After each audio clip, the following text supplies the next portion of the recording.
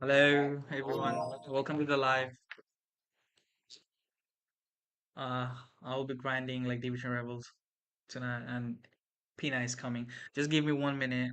We're in a group, another party, so I'll be muted. Uh,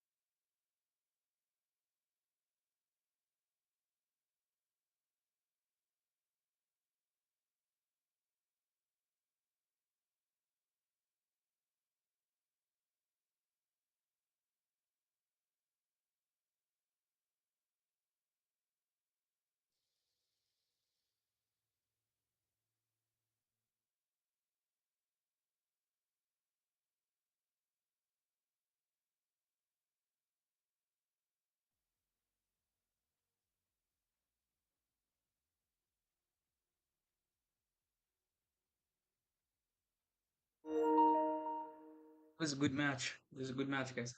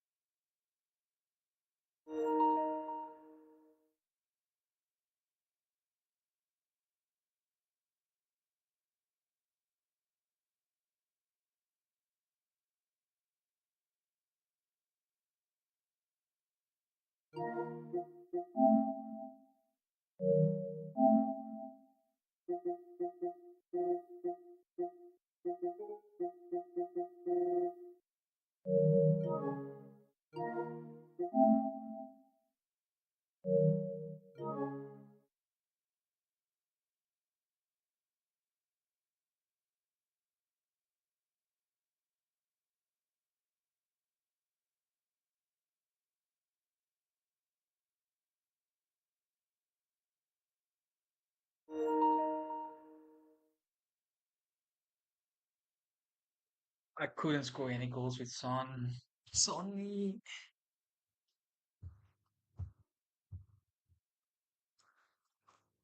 We got our match. Who's that? Who's that? Why it's 54 minutes? Oh, la. I don't want to play in Singapore server. তাকওয়েতাটা করছো?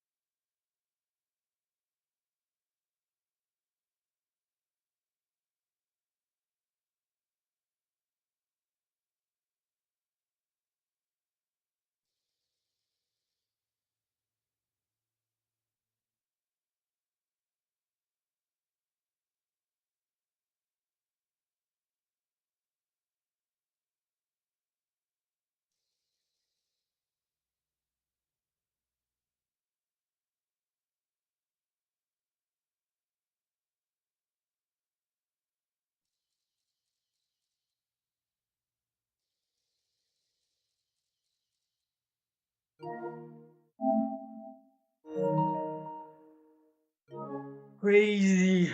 Sony, let's go. I don't know. Fuck. For sake, I'm feeling so sleepy. I don't know why, but I'm feeling so fucking sleepy.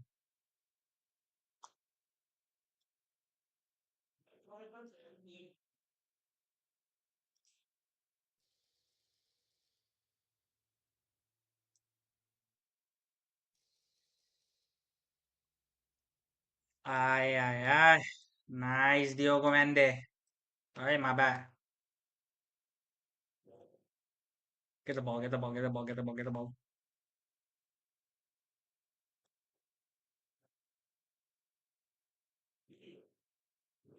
Here we go, bruh.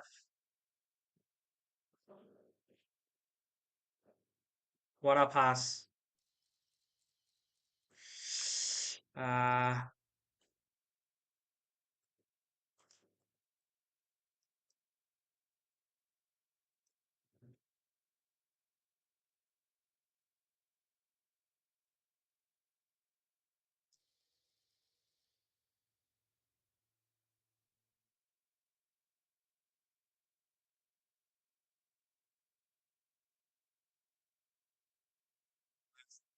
who's that? Mariano. That's offside, ain't it? Let me turn off the light. Let's see if I can see clearly or not. Alright, who's that? Lorenzo got intercept pass. Oh my days. It was like bad thing. Like I didn't give any kind of like, intercept pass or something like that to my fullbacks. I just messed it up.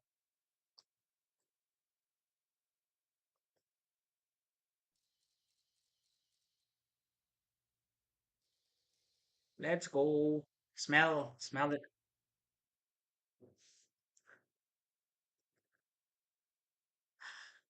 Guys, don't think I'm toxic or something like that. Please, please don't do it.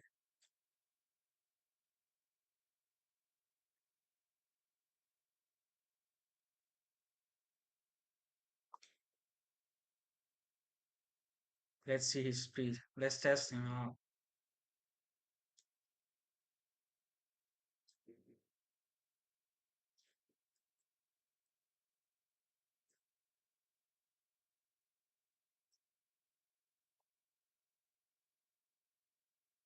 GG.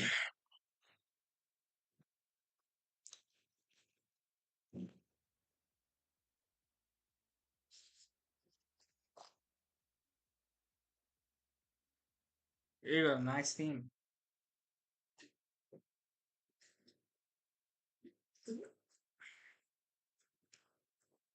We all are waiting for, for the Pina SBC when it will be dropping. Everyone will be doing Pina. It is Pina's night, in it.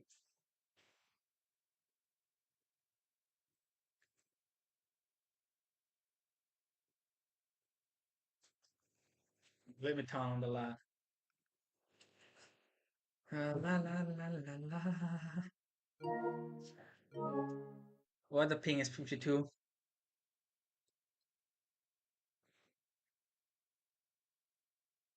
Mhm.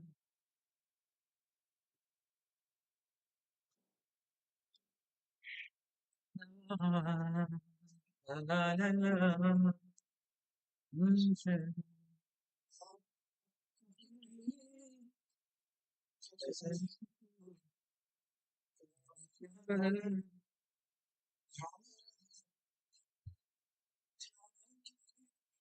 Wait a minute, wait a minute, guys. Just okay, okay.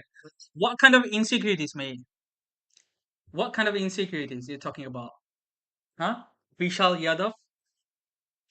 Bruh? Tell me. Are you the girl of review, mate?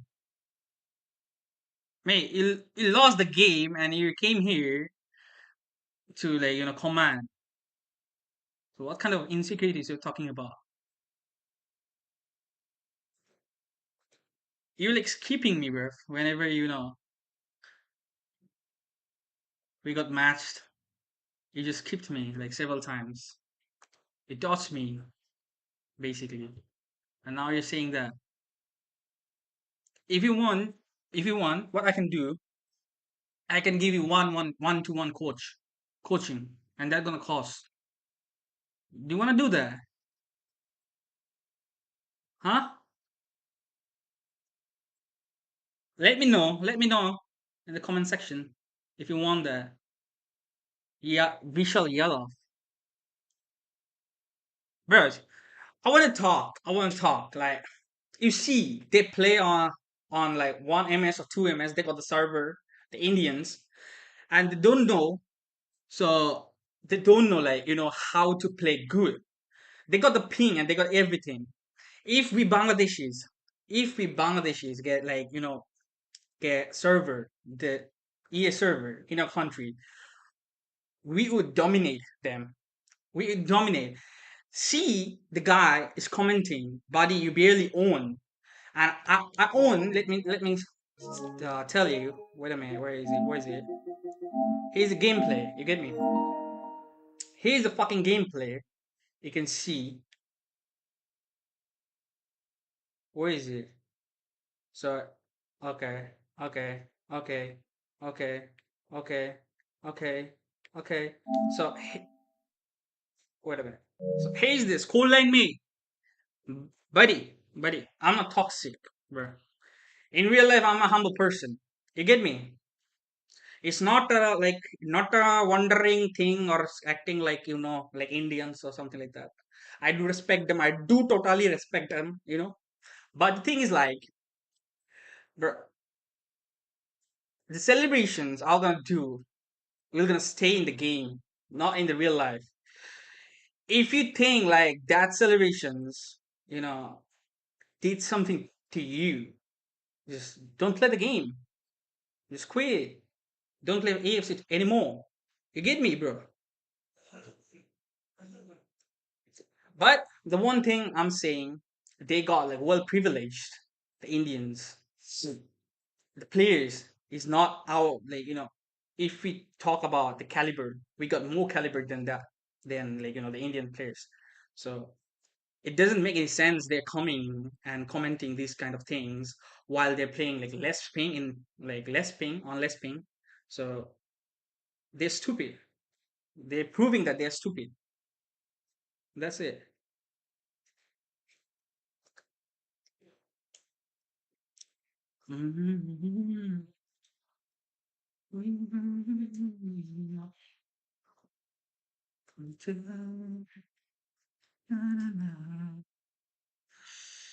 Wait, subscribers and members. Bro, you can subscribe me. You can learn from me. You don't need to pay. You can subscribe me. You can see. Do you know Aris Rafi, mate?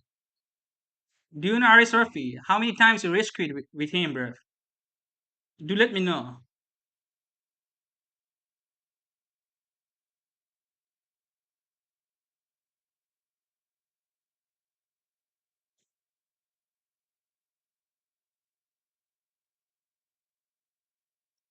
I don't know why they're popping up.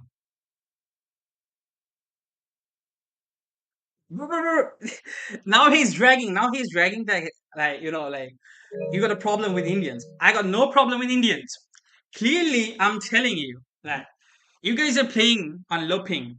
In it, do you agree or not, bro? Do you agree or not? You played the whole game on like low ping compared to us.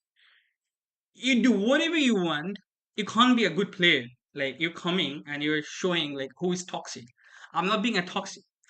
I'm saying facts, which is giving you like some kinds of spice or something like that. Like you can't digest it. Just digest it. And I got no hate with Indians.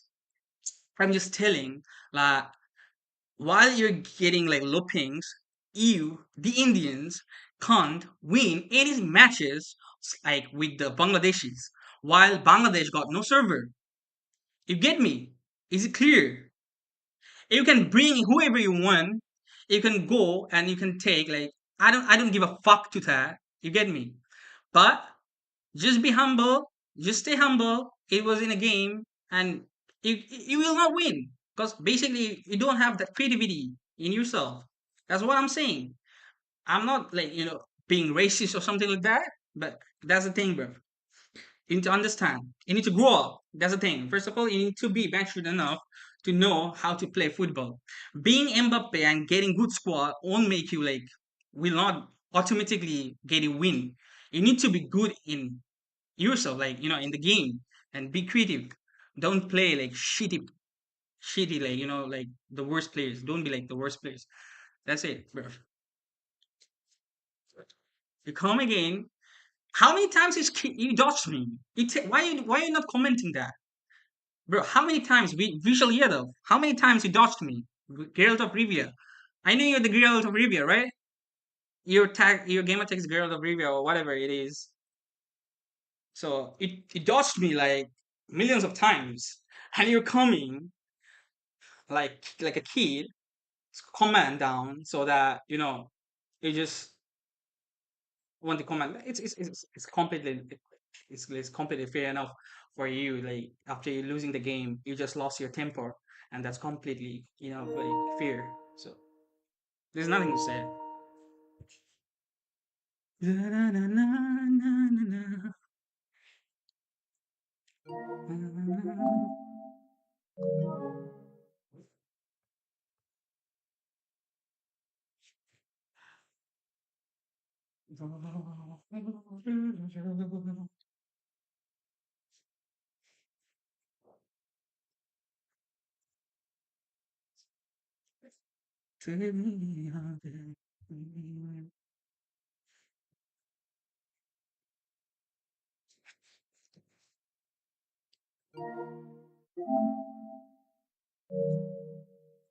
It's true. It's true.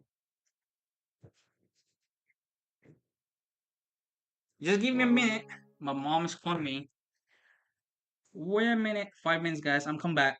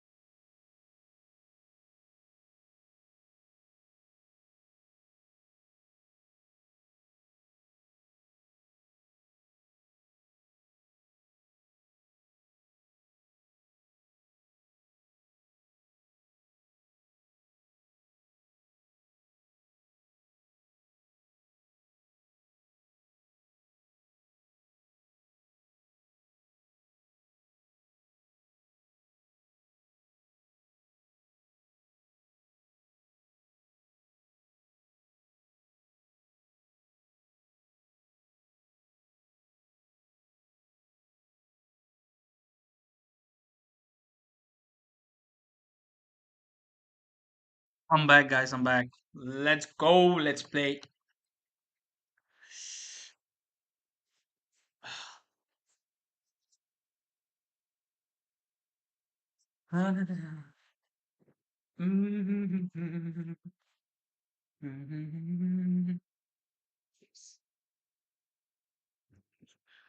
Guys, listen to Ada Kari by Hassan Rahim. It is too fucking good. Kari hai, इसकी सारी है, मेरी प्यारी है, आंखें जीते वो हारी है, सुरारी है,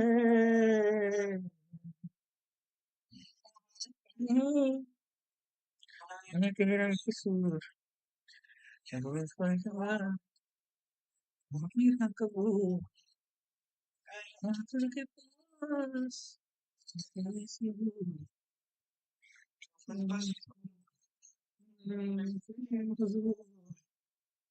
उसके पत्थर में अदाकारी है सरी सारी है प्यारी प्यारी है आज जीते वो हारी है जिंदगी की सुख में सभी जारी है आया के सारे जाने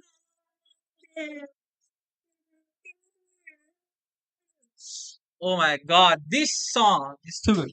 Okay, let me pause it. Let me pause it. Let me focus. Ah, in this game, babe. In this game. I everyone is like having Mbappe. That's not fair. That's not fucking fair. Oh my days, bro.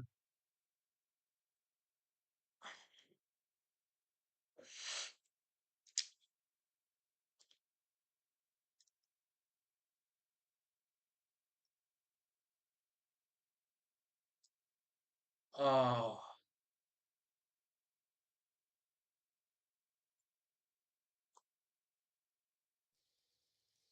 Hansen Arwin, bro.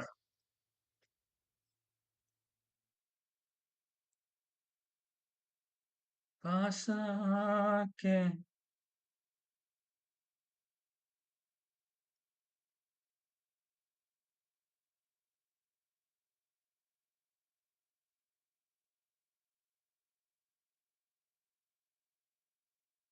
Nice one, nice one.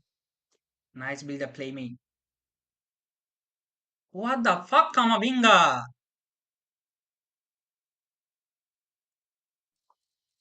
Why you did that, man? This Carlos Alberto is good. Not gonna lie. My bad ever like offside try I did. It was so fucking bad. What a pass from Totti, and that's a goal. Just Hansen Arwin.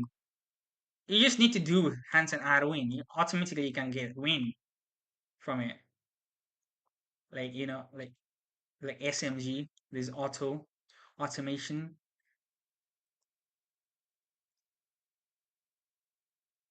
pass, simple pass. Hey, bruv, ref,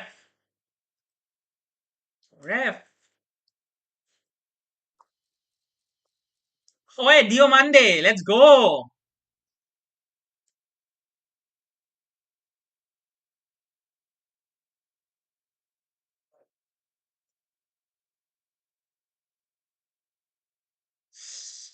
Uh, I did too much over there, which I shouldn't do, bro.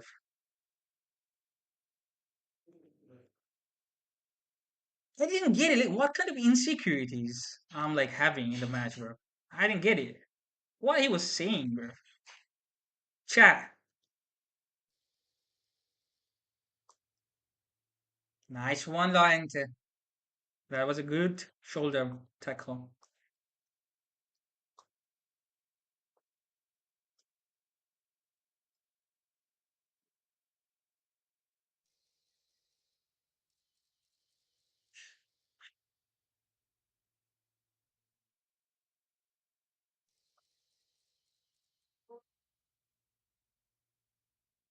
Aye, who's that? Turam. Brother Turam. Please be nice to me.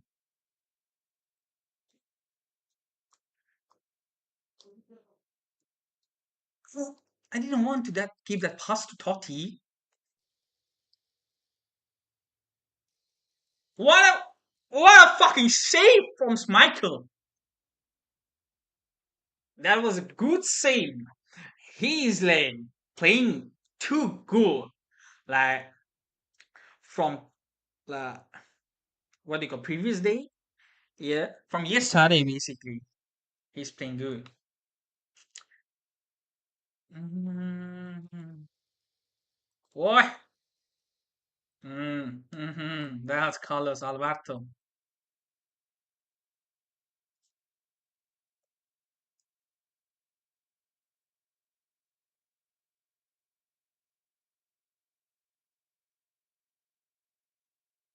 I need to be more composed over there. I know I'm gonna concede right now. I know. I can smell it.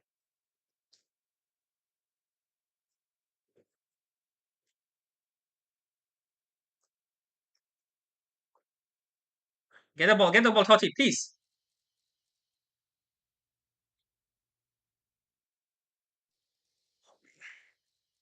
Hey, he defending.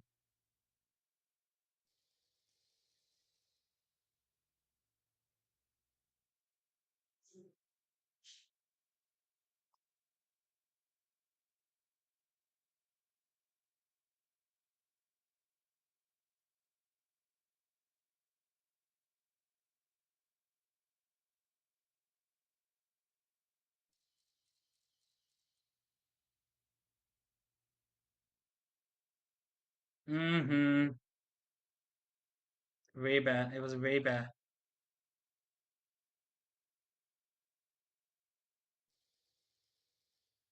Nice.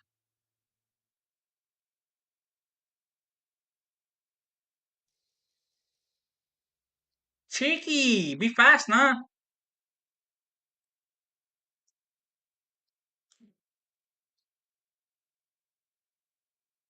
Holy fuck, that was good. That was good.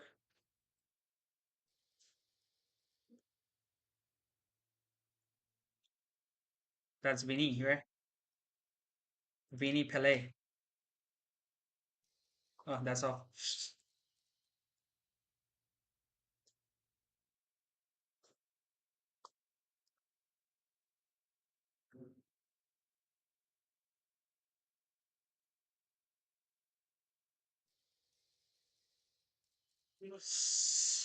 I just try with Ronaldo. One finish at a time.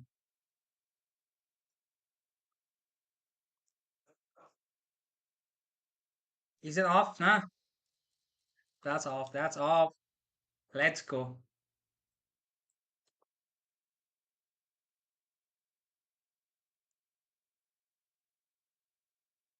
What a pass from Lorente. That was a good pass. I need to, play cool over there.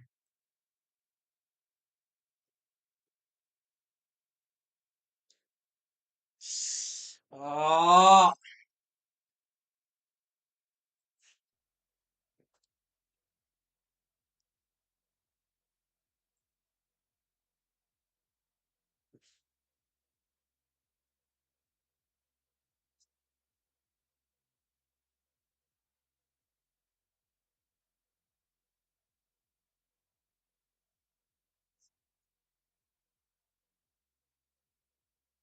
Na, na, na, na.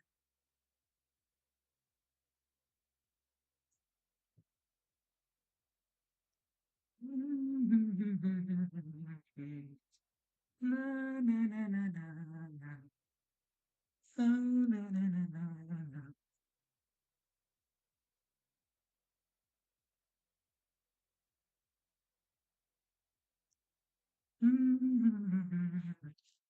Mbappe. I got no Bonmati, no Puteas. It's a solid man team. 11 man team.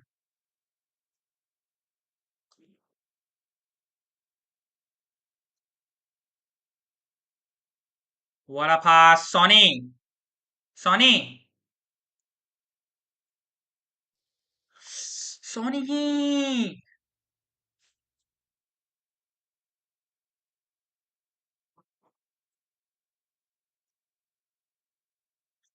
Forest Beaver.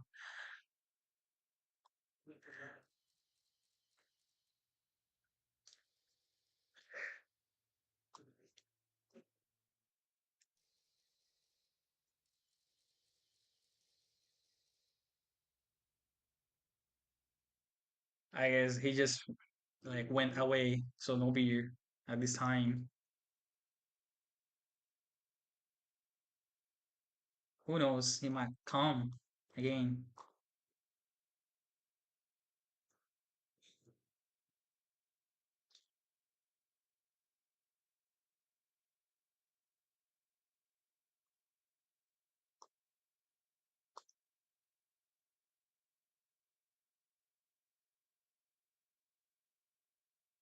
Nah, it was a bad pass.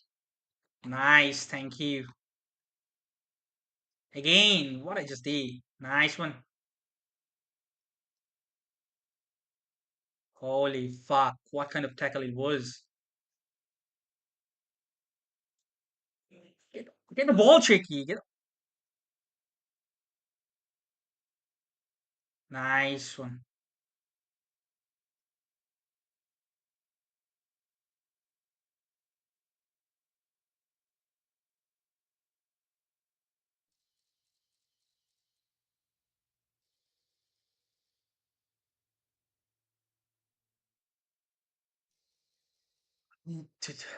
Phineas over there. Oh, yeah. How's that offside? Was it offside?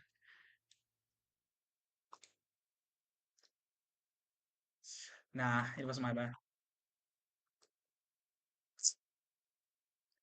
I'm giving you a ball so easily. Mbappe in my pocket.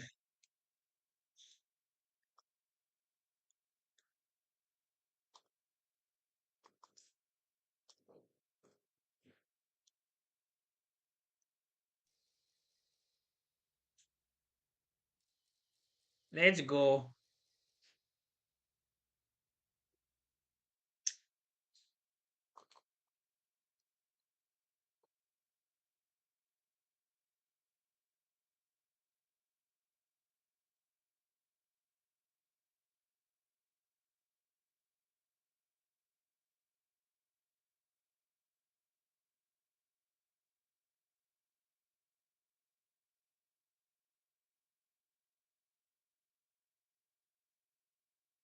Offside, offside.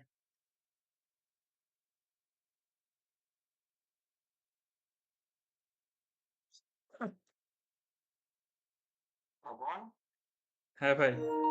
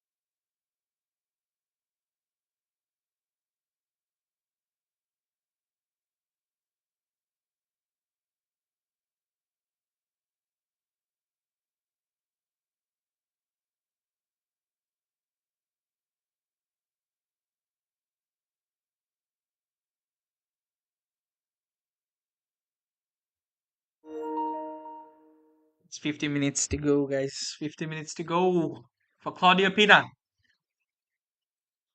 Let's go. I'll be playing, the season Evo Cup. After that, we're gonna grind again for Division Rivals for road to 1K skill rating.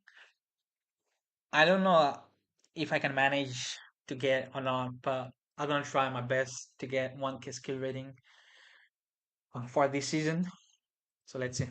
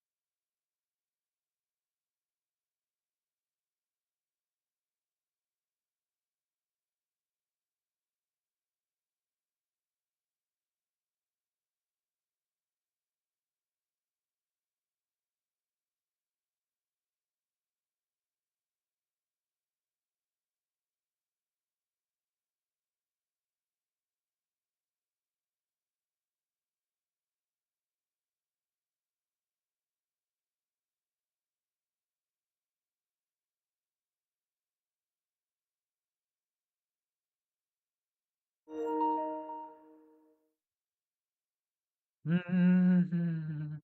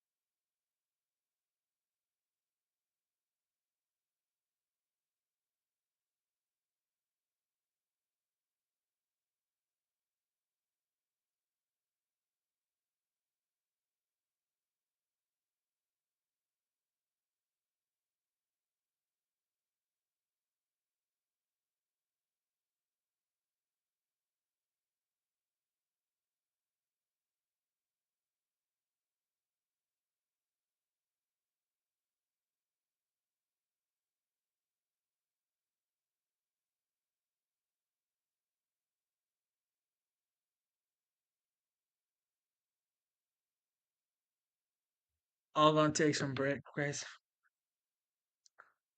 Coming within 5 minutes. Be right back.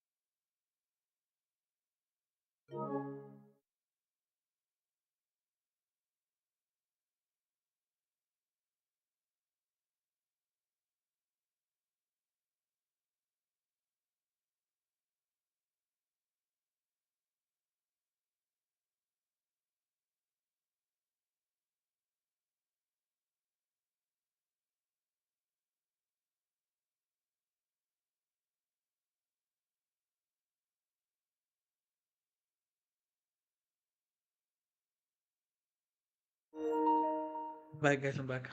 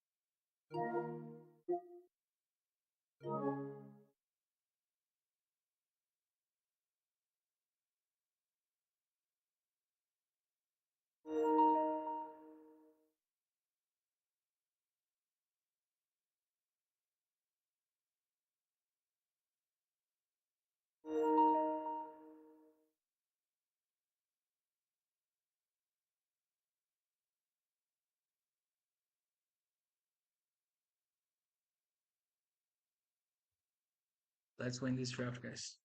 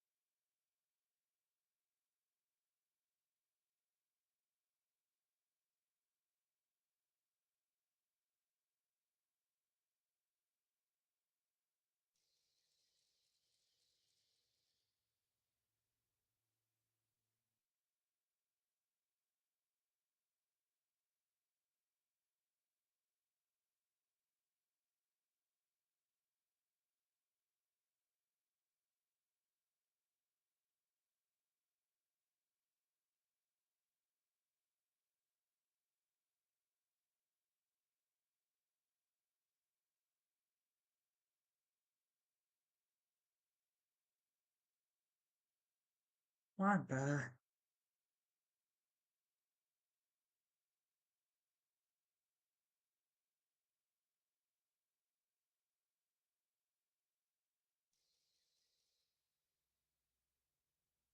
What kind of pass was that?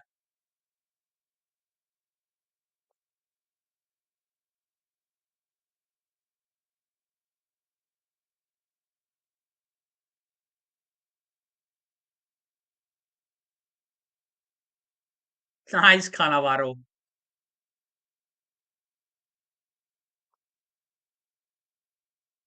Hey,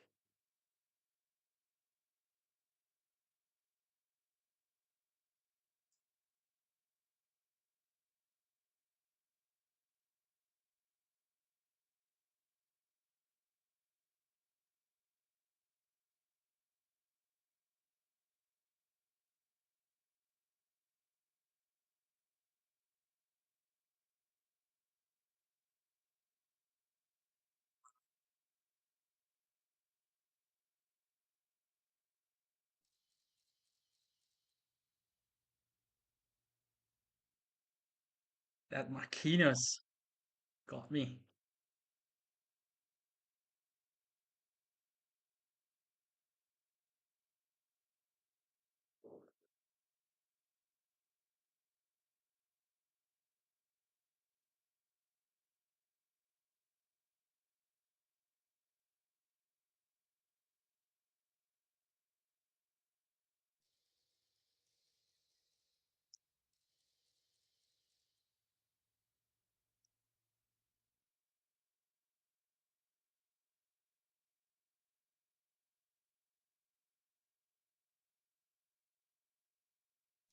Let's go. Let's go. Let's go. We're gonna keep that way. He's playing good. Not bad. I'm not gonna lie.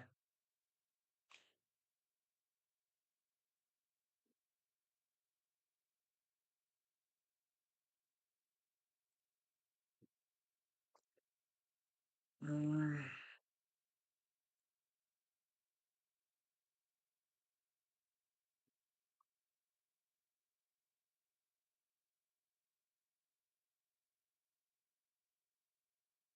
that's a foul, ain't it? I'm so shit. But I'm taking free kick. I'm Maradona, bruh.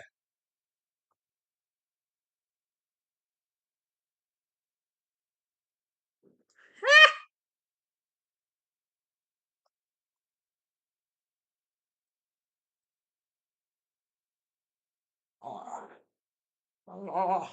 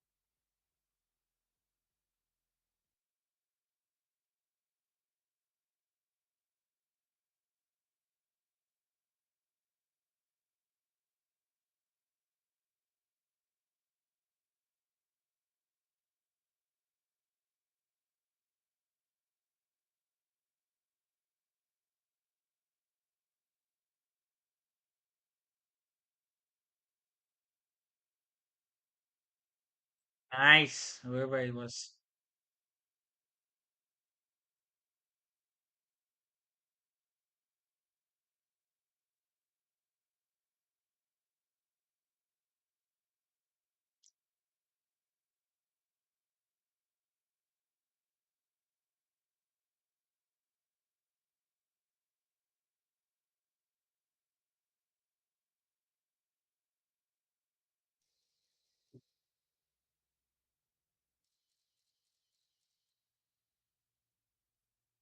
Nice butter.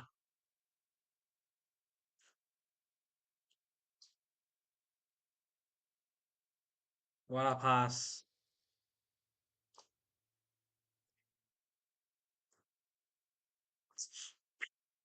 That was fucking Pina, man.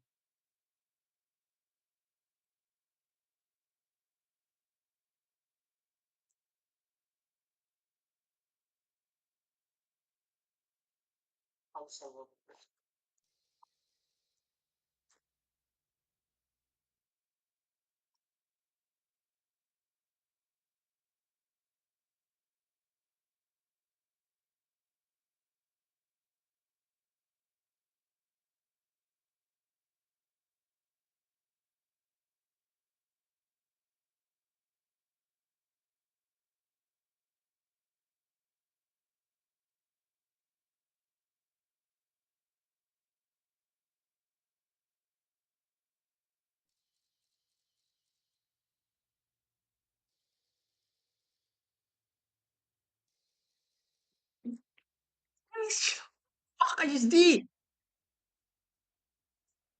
What the fuck I just did?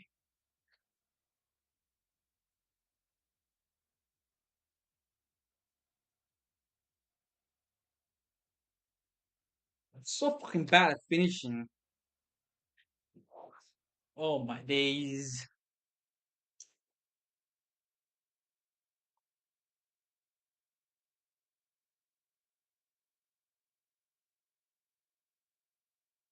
Who's that?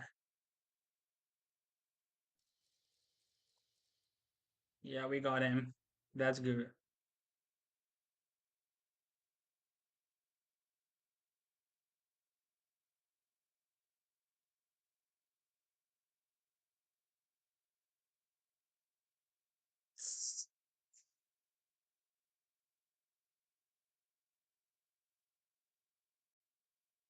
Ah, hey, ball control. Very bad. Torres. It wasn't my fault. I was just trying.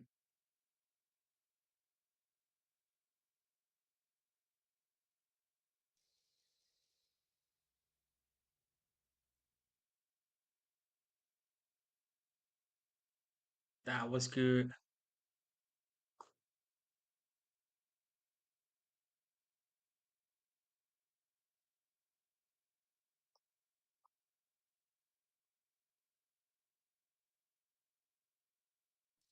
Let's go.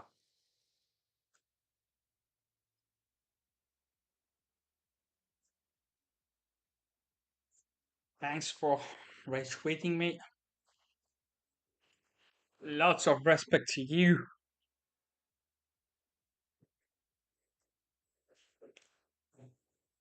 Let's go.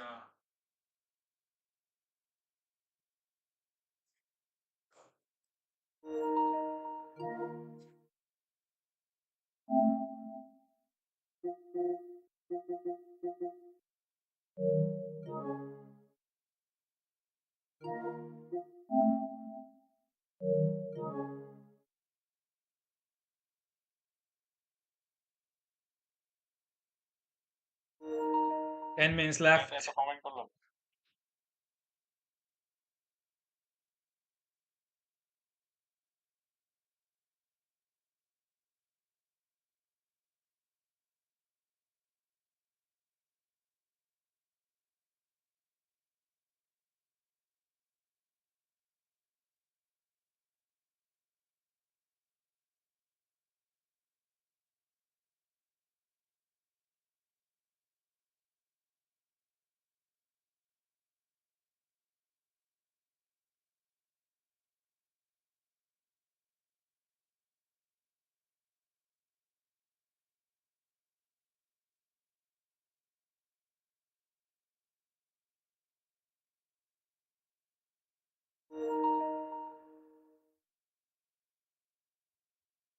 Otherwise, I'm gonna take like 5 minutes or 6 minutes break.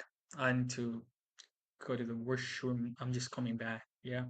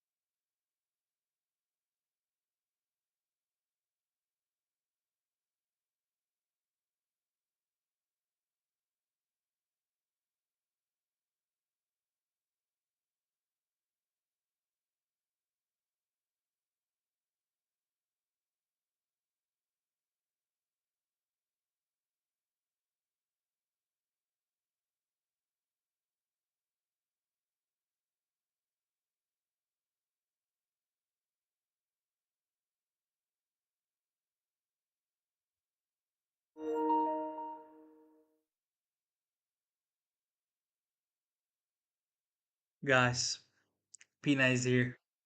She's here.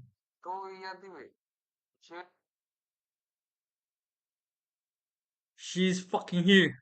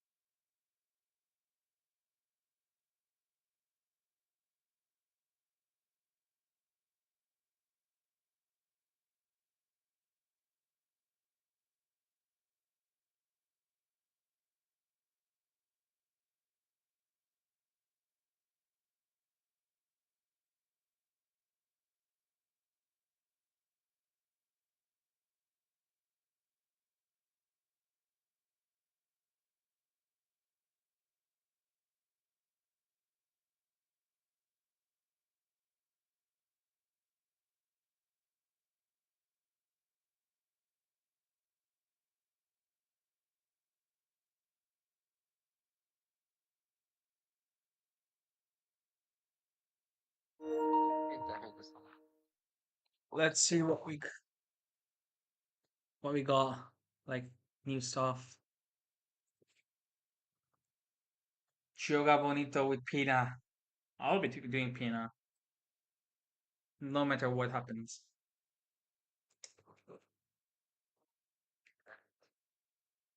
Let's see what we got.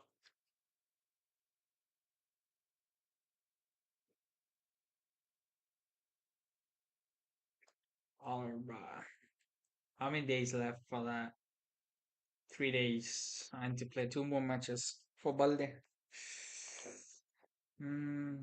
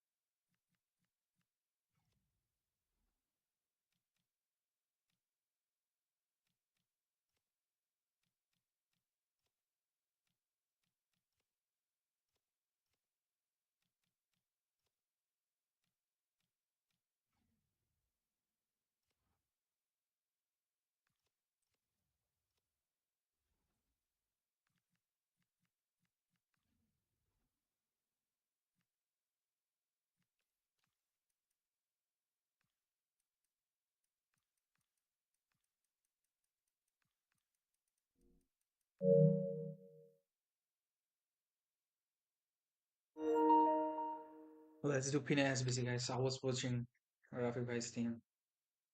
He just asked me about his team chemistry.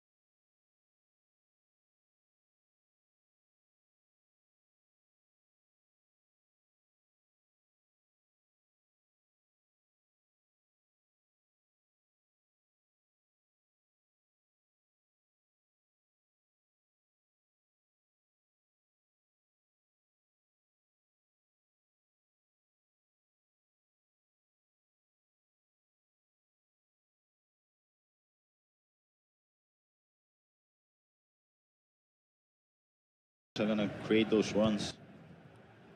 And you have two attacking players to pass, rather than in a 4-5-1 or a 4-4-1-1. You sort of, when you look at the position that Pina's picking up there, quite deep. Vitinha taking over. That was a finesse shot loading up. The star performer Vitinha for his performance in the Champions League, a hat-trick against Spurs. Wow. Nasada twisting, turning, good defending there from Guy Barros. It was a flurry of goals in the first half that put this game out of sight for Guy, but what we've seen in the second half, he has settled himself into the game. Especially in defense, that player switching to the centre back was great. As you can see how he's pressing now. Oh, that could have been the chance for Hessers to jump onto the game to make it 4-2, but I don't know. It's not an easy match to start with. I mean, Levy, he's just always playing so good at FC Pro. It seems like he never misses.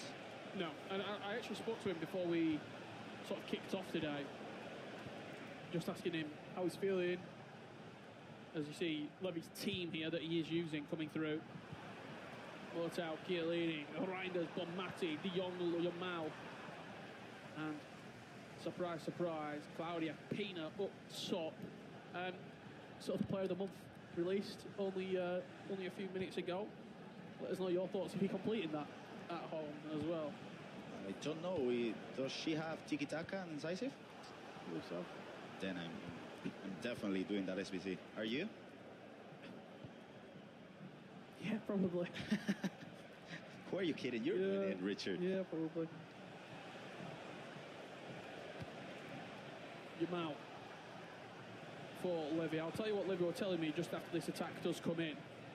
Before we kicked off today, I was asking him how he's sort of feeling coming into the tournament. And does he still get excited? Does he still get nervous? He said he actually gets more nervous when he's putting online than he does when he's playing at line. He's just excited to be here. His exact words were, this is what we do it for. This is why we play. To perform at line, to perform on the main stage. Especially with Levy at the highest level for 4-5 years now. Yeah. It seems like... Still motivated.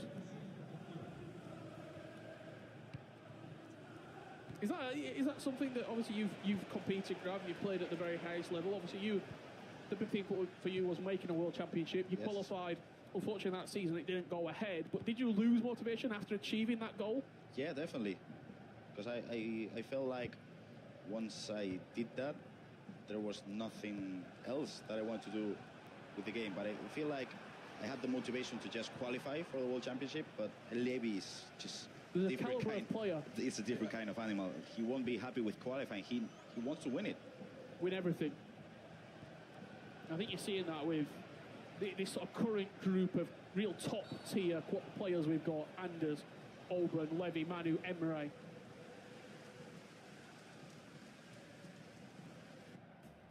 The players that are constantly making events at the real upper echelon. Making the event isn't enough.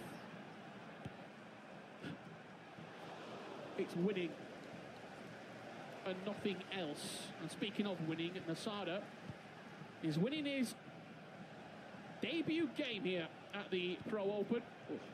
And he's winning it at a canter. 5-1 up with 20 minutes left to play. I was curious to see the centre backs, as I mentioned before, because we did see a lot of Chiellini, a lot of Militao as well in the Group B and Group A. I want to see if Mourinho was going to be good enough. But it seems like now just Guibarros is using Murillo and Jesus as well, and they're both losing. I mean, they did concede 5 goals one, 4 goals the other, so I don't know. I don't think that Murillo item is just good enough at the moment. Speaking of Yoga Benito item, you saw Mike on there intercepting the ball. He is good enough. Would he be in your team as one of those Yoga Benito players that you have to use? Definitely. I mean, it's not hard to make it into my team because it's not that good, but I'm looking for those cheap beasts. Who's your right back at the moment? Diogo Dalot, okay. the Thunderstruck one. I've still got a gold item at right back. Ooh. Valverde. I mean, he's good. Pina on the finesse, 6-1 decider. Game, set and match. There was a little bit of team press, there was a little bit of aggression coming out from Guy Barros, but Nasada will be picking up 3 points, will be at the top of the table after one game here at the Pro Open. And lo and behold, it's a finesse shot into the far corner. Guy Barros did try to move the goalkeeper, but it wasn't good enough. So we jump back to these hazards against Levy match. Levy did try to move the keeper as well, but it wasn't good enough because Hessers made it 4-2 and he's alive in that match. I'm surprised by this score, 2-1. I'm not sure because Paulo is a great defender, and not only that, he likes to keep the games as low scored as possible, in my opinion. Yep. But especially when you're playing against a 17-year-old kid, you'll try to keep it as slow pace as possible in a way. And that's what I think Paulo is doing at the moment. That's bad pants defending by Dalot is amazing. You really should look for those bruiser playstyles on your fullbacks. Is that the go-to fullback playstyle for you? Yeah, I would say so. I would say it has to be the quick step and the bruiser, in my opinion at least.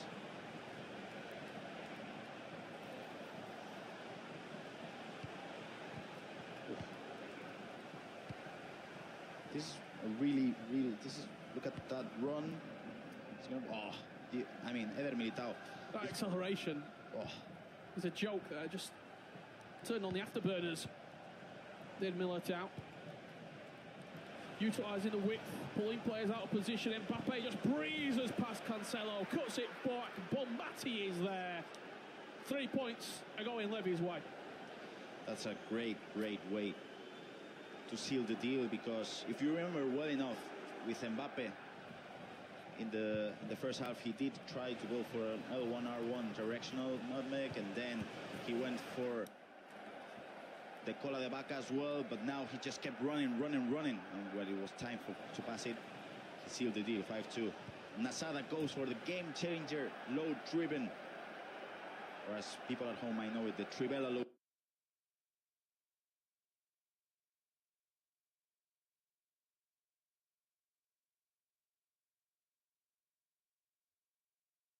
Guys, I'm here like to say like I won't be playing right now.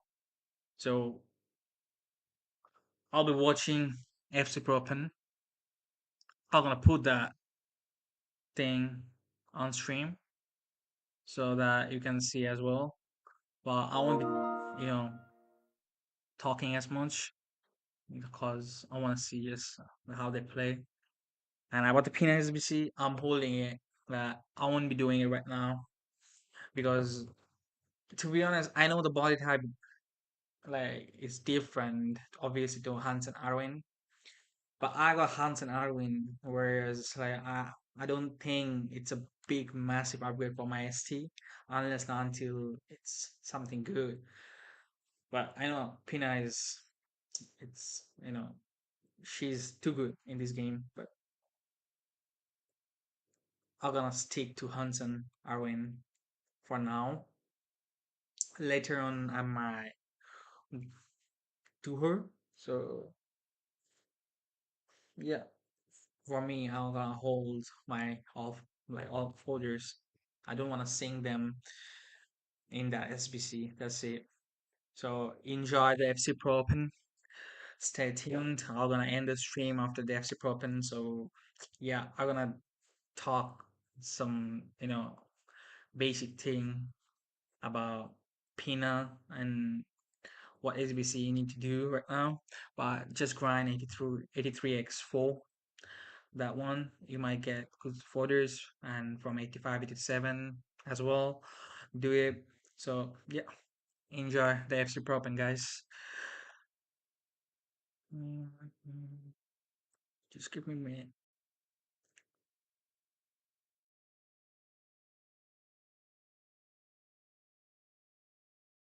Low driven to make it deep, because his defense wasn't great, it wasn't bad, but the way he just gave the ball away.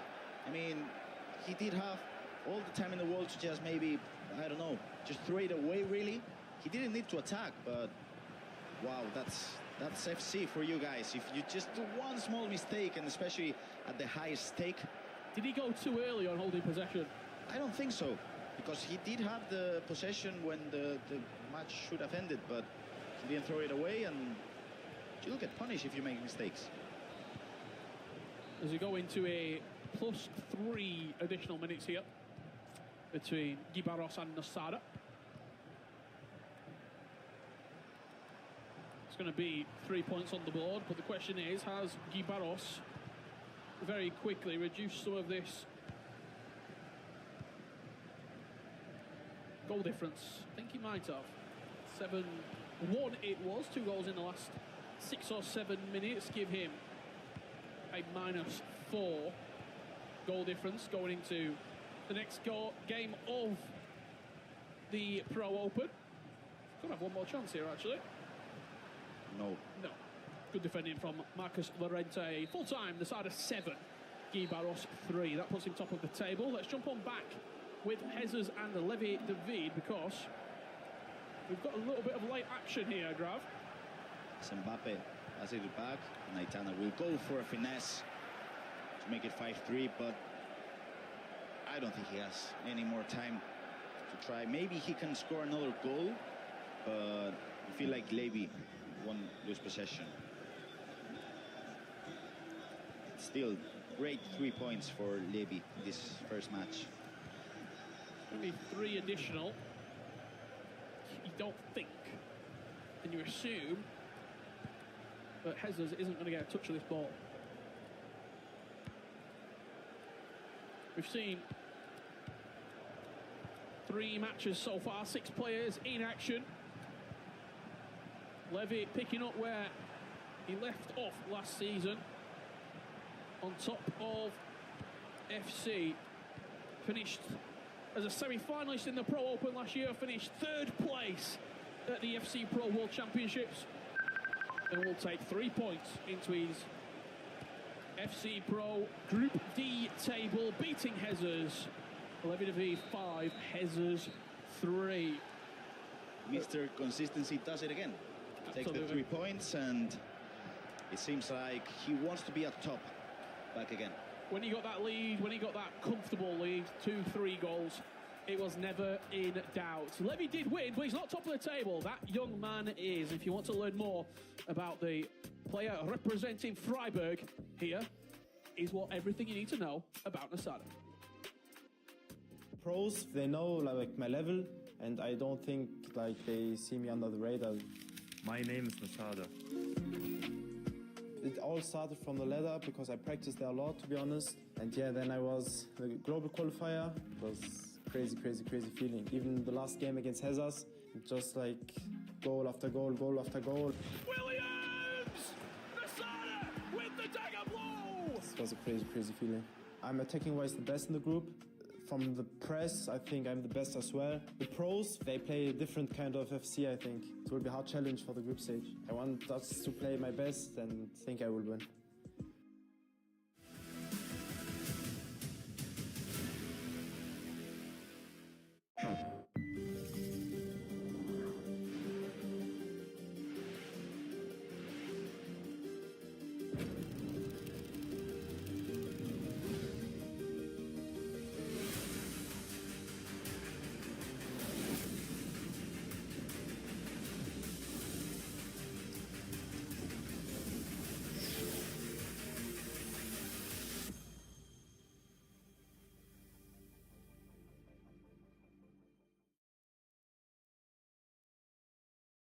PlayStation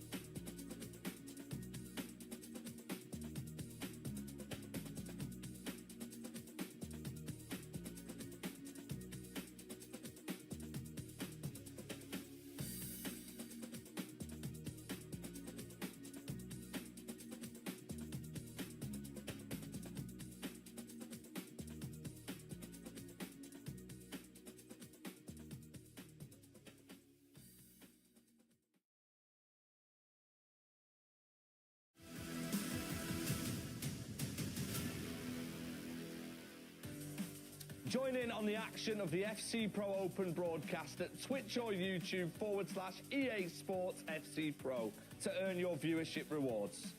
Watch Matchday 4 for at least 15 minutes and earn an FC Pro Teze on loan. Watch 60 minutes and get an 83 plus ×4. Wow, welcome back. Is everything all right, Rich? Everything's superb over here, mate. Welcome back to the FC Pro. Listen, first things first, the first round of fixtures did not disappoint. A win for Levy David, right? We didn't really speak much about him in the opening segment. This man just gets on with his job. He looks completely unfazed. And, he performs. I want to ask you, Ryan, me and Graf mentioned it on commentary. Hez was playing slightly different. Obviously, different cultures behind him. Are they trying to adapt him too much? It's a difficult one because when you're somebody like Hezes who's all-out attack... 4 shots on goal. Yeah, and that's unlike Hezes. I know people, if you're not familiar, trust me, that's a player that gets 15-plus shots every game. Yeah. So you're probably wondering why I'm laughing, but this studio is very compact and it's likely that the coaches are listening to our feedback and analysis. But like you said, the stats behind us don't lie. We expect Hezes to usually be a very, very attacking force. 4 shots on goal, but does Levy David earn some credit from that as well, defensively, would you say? He just did what he always does, I'll be honest. As soon as it went 3-1, he was never going to lose that game. Yeah, it's just he was never going to lose that game. He was never going to lose that game. Let's move on to the second game, and nobody lost that game. It was a draw in our second game. We're talking fine margins here in this group, Ryan. You sighed a little bit because it looked for all the world until the 92nd minute, I'll say, that Paulo Neto had done the job. You have to give credit to Guga because he managed to come back into the game, but Paulo Neto, that is unacceptable. I'll be honest with you, it's very unlike him, very uncharacteristic because he's normally very professional at seeing out games, his game management is great. Other than that situation, it was terrible. He should have kept the ball. Where better to end than one of the biggest wins we've seen so far, a standout win. He set the tone in the group. We spoke about the rankings earlier on, Rich. This man, Nasada, he played with freedom and he played against a man who was a staple in the scene and he brushed him aside. I'm going to go out on a bit of a limb. Go on. Oh, no. And don't do the Richard Butler jinx. Don't do it. Really don't want to jinx him. Don't do it, Rich. But I think Nasado might get 5 wins out of 5. Oh, no, Rich. He's lost the next game, it's over. I can see Shells and Grav, and they're all just laughing and shaking their head as well. But one thing's for sure, that is Group D, how it stands right now. He's got a goal difference of 4, ranked 91st in the world. First round of fixtures, and a reminder to everyone joining us at home, we have to do this all over again in the new year. You're not too worried if you've lost your first game at this point, but then again, you desperately need to get some wins on the board. Yeah, you don't want to let it get 4 games in and you've got 0 points. You want to make sure that you're still in and amongst the conversation to advance into the knockouts. But just quickly on that game before, I'm a bit disappointed in a way that Nasada only scored 7 goals. I expect double digits from him. Just very quickly to jump in, because I know we probably need to go somewhere else. The players are getting ready. You said you're not going to be too disappointed about the first loss. I think you will be disappointed about the performance. I think Hez got 2 late goals. On another day, that's 5-1. And it looks a little bit more drastic. Him not scoring that many goals, I think, could potentially play a factor as we go on, because every game, you've got no easy game in this group. Yep. Yeah, there's no easy games in this group, but Richard Buckley has just said that after 1 game, Nasada's going to win all 5. Shells, you were shaking your head, and you're with Graham. Right now, let's go and see what they think. Welcome everyone to R3, the space in which with the controller we display how people, especially the pros, play the game, and in this instance we're going to display how they finesse inside the box and outside the box with Shells and the controller. So first thing that we're going to explain is which stats you should be using at home in just under 2 minutes. So in this instance I've chosen Sam Kerr. She's just 27k, she's not expensive at all. And the 2 stats that we should be focusing, if you're finishing inside the box with the finesse, you should be looking at the finishing stat. And if you have to finish from outside the box with the finesse, you should be looking at the long shot stat. But not only that, because if we want to finesse the correct way, Shells, we should always look for the playstyles as well. Yeah. And the main playstyle, of course, for the finesses, it has to be the finesse shot plus, which at this moment is the best way to finish. Yeah. Both from inside and outside the box. This was just Sam Kerr with 27k, but if you have 100k shells, which player should you be using? Yeah, if you have a little bit more coins to spend on your team, I went with a man in form, Jeremy Doku. I mean, we don't need no introduction about him. 94 pace, and the shooting stats might not be looking too impressive. 78 finishing and 82 shot power, 78 long shots. But with that play, if we go into his play style, it's that goal finesse on a guy like Jeremy Doku. Especially if you play with precision shooting, we'll see in the clips later on, just how powerful, effective he is cutting inside. So, how does Doku feel inside of the game? Inside of the game, you know, with the pace and dribbling, he feels insane on the ball. But I think giving him that kind of final product, a lot of people have been complaining in the real life football, giving him final product in the game as well, he makes him one of the strongest options, especially with that 100k price range. So, show me a clip in which you're using Doku. Yeah, so of course I was trying to qualify for Champs and Rivals, if we can go into the clip. And I'm going to show you what I was doing here, just trying to work it across the byline, and if you can play the clip now. And it's just the simple stuff a lot of the pros do. They're trying to work it across, trying to find a pass in the middle. As you can see, I'm just delaying it, waiting for him to give me an option. And if you can pause it when we get the ball into Doku, let's pause it now. I'm just trying to analyze the space. And as you can see, with precision shooting and with goalkeeper movement being nerfed a little bit, in my head, I'm thinking, just get a shot off. We got goal finesse. We just need to get a shot off. So all I've done is, if we can resume the clip, just turn up and an R1 on your controller and a circle button. I think I do 3 bars of power top left. And you can see on his weak foot as well, I don't mind it because I'm playing with precision shooting. I've got the goal finesse play style, and I just know, just get the shot off.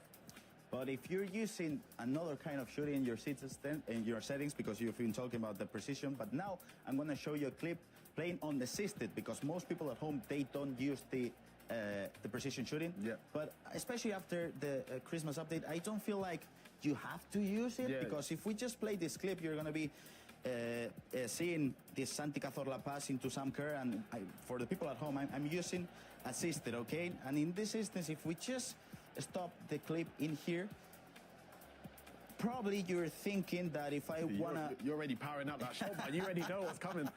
It's coming. I'm thinking about the finesse, but the thing is, with the precision shooting, you gotta be so precise.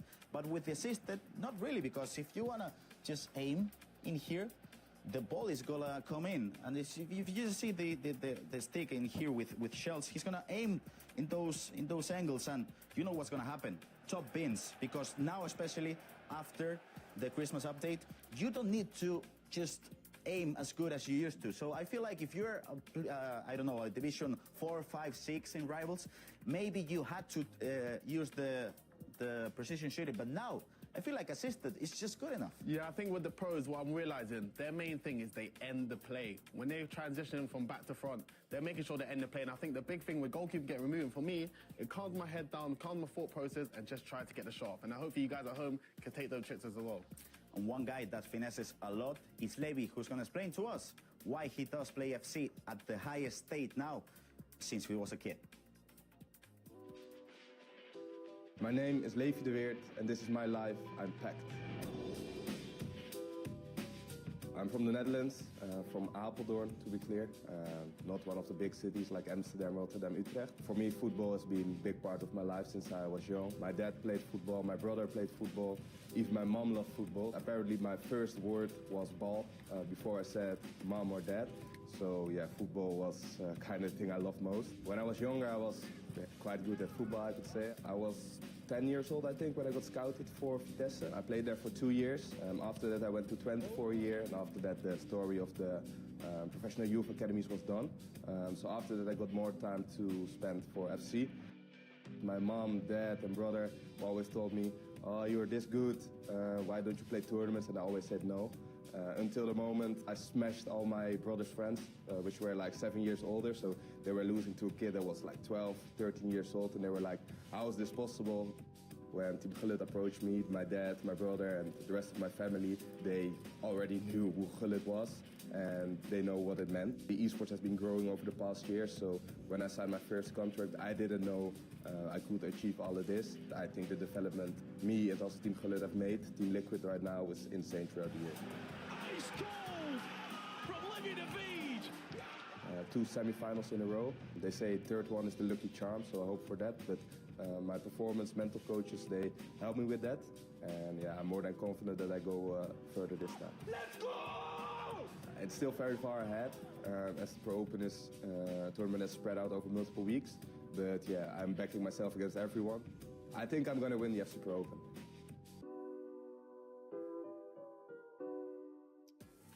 Well, he thinks he'll win the FC Pro Open, does Levi David. Over $470,000 earned playing this video game. A truly remarkable, remarkable feat. Richard Buckley joined alongside the one and only Ryan Pessoa. Before we get into our featured game here, Levi, I mean, what a player. We've almost seen him mature from online player, 16 years old, to a man that is dominated with Team Liquid. I remember when he won back-to-back online tournaments, unbeaten as well, which was incredible. And he's someone that, obviously, now you see him as one of the best in the world. And it's crazy to think that he's got teammates like Emre Yilmaz, like Manu. Paolo Neto as well, which is crazy. But obviously one of the best players in the world. And I love the confidence. He says he's going to win the FC Pro. We might do. Let's wait and see. He started with 3 points. Let's kick on over to our featured round, our featured game of the round. Get there in the end. And it is going to be an all-Brazilian affair. Just see them behind me loaded into this particular matchup. They've matched 3 times in their career as Guga and Gui Barros, and it's Guga with the advantage at 2 games to 1. Okay. Does that play any effect? Not in this game. It was obviously in a previous year. Mentally, it has a slight impact, obviously depending on what situation you're viewing it from. I think what we've gauged from Guga's first game anyway, it's the first time I've seen a game of him this year, seems somewhat defensive. So I'm hoping he can come out his shell a little bit. Maybe that's somewhat nerves playing in. Beautiful play. Couldn't get past Murillo there, who's a obviously new item. Intercept plus as well. Incredible option in at centre-back. I mean, we've already seen more, I want to say, sort of tiki-taka one-touch player than we saw in the entire game in the previous round against Paolo Neto. Gui Barros did leak goals in his opening game. 7 in particular. It's lovely. Against Nasada. The other games taking place in this round, we have got Paolo Neto taking on Jesus, and what a game this is. Nasada and Levi David going head-to-head. We'll bring you all the moments and the extended coverage from that game, because that is one certainly not to be missed. What are you making of Gui Barros so far? Obviously started slow against Nasada, but that can happen to anyone. Yeah, absolutely. I think you can get caught off guard a little bit with the way Nasada plays, because it's quite unorthodox compared to the way other people play. Hold on a second. Nice play inside the box, but again, Murillo stepping in, answering the questions early from Ryan Pessoa. Yeah. I think again, when you're playing against somebody like Nasada, that's in a 4-4-2, all guns blazing, you've got 6 bodies running at you at all times. It's very difficult to defend. And obviously, in my opinion, I think Barros, his main attribute is his offensive play. Defensively, he's not as good as he is going forward, whereas I think a game like this is going to be difficult as well, to be honest. I think in terms of how it's matching up on paper, I feel like he needs to score first in order to get that confidence against Guga. Yeah, absolutely. I mean, he will score first. A big reaction from Gui Barros. First goal of the game falls RB Leipzig way. What a game this is, by the way. RB Leipzig, Man City, going head-to-head on the main stage. Not the prettiest of goals, but the build-up was nice. Yeah, it was lovely. Got the ball with Vitinha, tried to get a finesse shot. The rebound falling in favour of him for a simple goal from Pina. But he needed that start because he found himself, 3 or 4-0 down in game 1. And this game over the other side of things. Levi David. I've cursed him. The Richard Buckley curse has struck again. Nasada 1-0 down in 2 minutes. I've given very little predictions on this entire FC Pro show. Wait, I remember one. Hold on. I've given 3 so far. Akachia. I said Kachia would finish on 10 points. He finished on 3. Yep. I said that Eljar Peixoto would have a great tournament and win the FC Pro Open. He's bottom of the table with 0 points. And I've just said Nasada's going to go 5 out of 5. He's 1-0 down inside the first 3. You know what? My prediction, though, with Nasada is sort of similar. I don't think he'll go 5-0. However, I think he will be in top of the table? In the top 2. I think the 2 that are playing each other now, Levi and Nasada, will be battling it out the top 2, in my opinion. When you look back at Guga's games from Atlanta, that chance coming in straight to the hands of Casillas. He beat Michael Evan in his opening game, 7-6. High-scoring affair. He then beat Cameron Rock 3-2. Jesus, a repeat game of what he's going to play here today, 8-6. Jafonzo 6-3, and then another 3-2 against Gueric. It wasn't the easiest of runs by any stretch of the imagination. Oh, it's off, I was about to say. He then, in the knockouts, that's where we saw true dominance. 6-1 against Di Fernandez, 7-3 against Jafonzo. Is it going to take him a little bit of time to get going in this tournament. Levy David doing exactly what Levy does best, 2-0 up inside the first 6 minutes. Yeah, I think nerves are a factor. Obviously, when it's your first, I would say, obviously you had to qualify, but in Atlanta, but I mean, your first It's also a big stage there, big a lot stage. of people. We're at Yeah. DreamHack, there's fireworks going off a few metres away. There are a waterfall at one of the stages to the left of us. The level is obviously very high in that stage to get here. Yeah. But I think once you get here, it's a little bit different. You start to realise, hold on a second, you can start to dream a little bit and think you're only a few weeks away or a month away from potentially reaching the knockouts, and anything can happen from there. But he obviously has the capability to beat most people, all players in this tournament. He's beaten Jafonzo. You mentioned that D. Fernandez win. Mark 11, some top names. I heard one of the players say it. I can't remember who it was, but it's been a great quote, and it stuck with me for a long time. They said when you're playing at a lot of events, it's quite easy to hide in the tournament, whether you're playing in a Swiss stage or you're playing in multiple group games taking place at the same time. When there's only 6 players, and it's only you 6 playing in one night, we're going to see a lot of your gameplay. It's impossible to hide at the Pro Open. And I think that is something that it stuck with me, because if the players recognise that, that will play in the back of the mind. 100%. This game, though, as well, Paolo Neto against Jesus, both players, well, neither one won their first game anyway. Paolo Neto will be very disappointed. He should have 3 points on the board, in my opinion. That last minute, I honestly don't know what happened. He had an opportunity to clear it. He tried to play fancy out the back and then ended up conceding last minute. And Jesus, you could argue, obviously was 5-1 down. Those 2 late goals maybe will give him a slight bit of confidence, but consolation, is it really? Yeah, I mean, you're the pro player. You've played in groups before. I'm a content creator now, Rich. You're the former pro player. When you're playing in groups, at what point are you thinking ahead to the next game? It's difficult because in these situations, your next game your next game is in 10-15 minutes. And when you have 2 separate weeks, it's not like a one-day thing and you're out, or one day and you're through. You just want to make sure if you're having a bad day, still stick amongst the pack. You don't want to just fall apart and be on. If you're on 0 points, like LJ on the first week. I remember when you used to play in Swiss. We used to Swiss. You'd play a game. You'd go and get something to eat. Yep. You'd go and have a debrief with all the rest of the players as Levy goes 3-0 up. Low driven into the bottom corner. 12 minutes. Sada's not happy. And you'd maybe have 20, 25, 30 minutes in between games to do a bit of VUD review, to look back, to decompress. There's none of that here. Nope. I think it can work for and against you, though, because if you're winning, you kind of just want to keep on going, get into the next game. But if you're losing, but then again, you can always, if you're losing, you kind of want to redeem yourself. Like that's a lot of the pros, but sometimes that could work against you. You're seeing the drafts coming through there from the players. That Rafael Leao scream item, 99 dribbling. That's great feet. And a great goal from Guy Barros. That's what we've come to expect from RB Leipzig and Guy Barros. Beautiful play. Lovely play there. When he gets the ball with Jude Bellingham here, as the recycle comes in, is it an offside trap? I don't even think it is. The defensive line are just standing there. Step over into space. Jude Bellingham on his weaker foot. And Nightwatch is a big fan of that as well. Yeah, beautiful. Go on, Ryan. I feel like the replay does it does enough for me there. There I say, Levy David.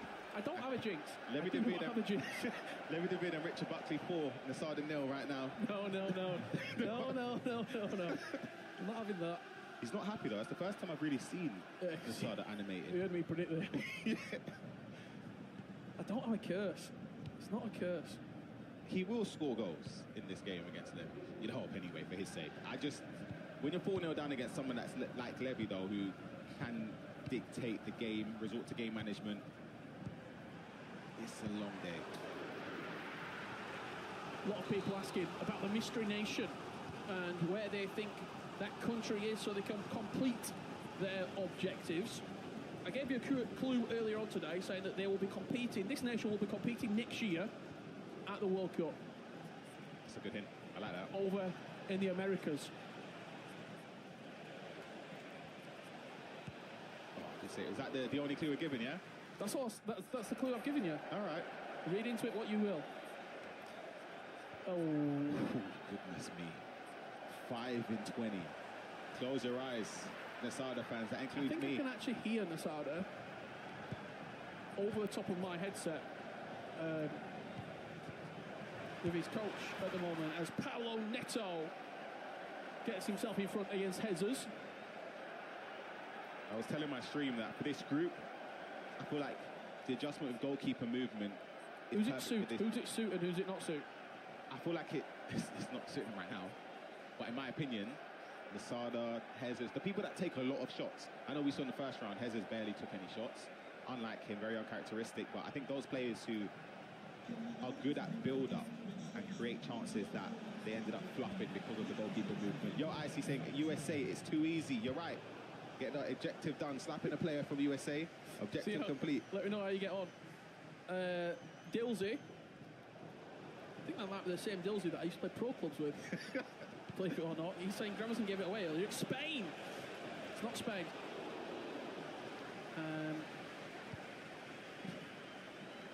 Sankt Petersburg. Saying it's Mexico. Cheers. 2020-01. 2022-01. That's a goal. Jesus back in the game. 1-1. Once Mbappe gets that side of the defender, it's over. Again, we're going to have to keep on harping on about the lack of goalkeeper movement and how effective it is now. But once you're in front on goal, a lot of these pros, obviously, they have to use precision shooting. You're going to score those. It's a guarantee. Yeah, you're pretty. Unless you completely misaimed it, it's almost a guaranteed goal. You're relying on the goalie or the AI of it to bail you out. Even there, do you even need to aim that much because you're facing towards the corner? Just a goal. It's done. Like, honestly, I don't really know. No, you missed that. Maybe if you try low driven and the goalkeeper's got footwork plus or footwork, I don't know, but... What about rush out? Obviously, a lot of people say rush out is the meta play style now for goalkeepers. Are you buying into that, or are you still far reach? Far reach for me. I think far reach and footwork are the top two. Rush out could potentially be third. I don't mind that, along with that deflector and stuff, but far reach will help a lot because the finesse shot meta right now, especially with that new player on Pina, trust me, you're going to need a tall keeper in net that's got far reach. Next time we go to Jesus, by the way, I'd love to just get a picture of how he's actually sitting holding the controller. I don't think I've ever seen someone with the two hands on the table before. That's quite unusual, no? Yeah. I couldn't... You're almost leaning forward into it. I don't know how you do that. I've just looked over my left shoulder and I've seen it as we had a couple of pauses from a few of our games. Asada looks to have got one back here. That's Claudia Pina. See the goalkeeper move, he just tiny bit. Yeah, but then they've rooted to the spot, and I could pretty much argue, I think if he shot left side of the goal there, not a low driven, but a normal shot, I think it still goes in. Yeah. So do you need to rework your brain to just not move it at all? Unless you're on a corner or a free kick. Yeah, obviously you can still move it then. I feel like you still would want to move them just on the off chance. Like, they still do take a step. It's a slight step and it's slower, but it could help you in some situations. Great ball, that's got to be finish as well. Oh my goodness. Rodri top bins, one of the best midfielders on the game. Finds the top corner. We saw Rodri in action last week, and what an item it is. That brand new thunderstruck Rodri. Little pass there. He can play as a striker if you need him to. Finds the top corner. Gave him incisive as well, along with Jude Bellingham. I would say those two superstars in the game. Speaking of Rodri, this goes in. There's not much you could do about that. The Manchester City esports representative getting a goal back with Man City's Ballon d'Or winner. As we approach half-time here in the all-Brazilian affair. Not seen too much Yogo Benito action so far. Yeah, I'm a bit underwhelmed as an because I want more goals. And here we are. Listen, hold on a minute. Game one, Rodri again. It's the Rodri show. 5-2. 30 minutes on the clock. Richard, don't do it. I said, again, I was telling my stream, Nasada's games will have a minimum of 10 goals, whether it's for him or in total, I mean. I mean, beat Gibar off 7-3. So that's the first one. This one right now, we've got 7 goals. Yeah. I'm on course. Can't be again. Just offside. Rodri is taking over in London. I mean, you look at the teams, he's at least, I think, in Nasada's team and Paulo Neto's team.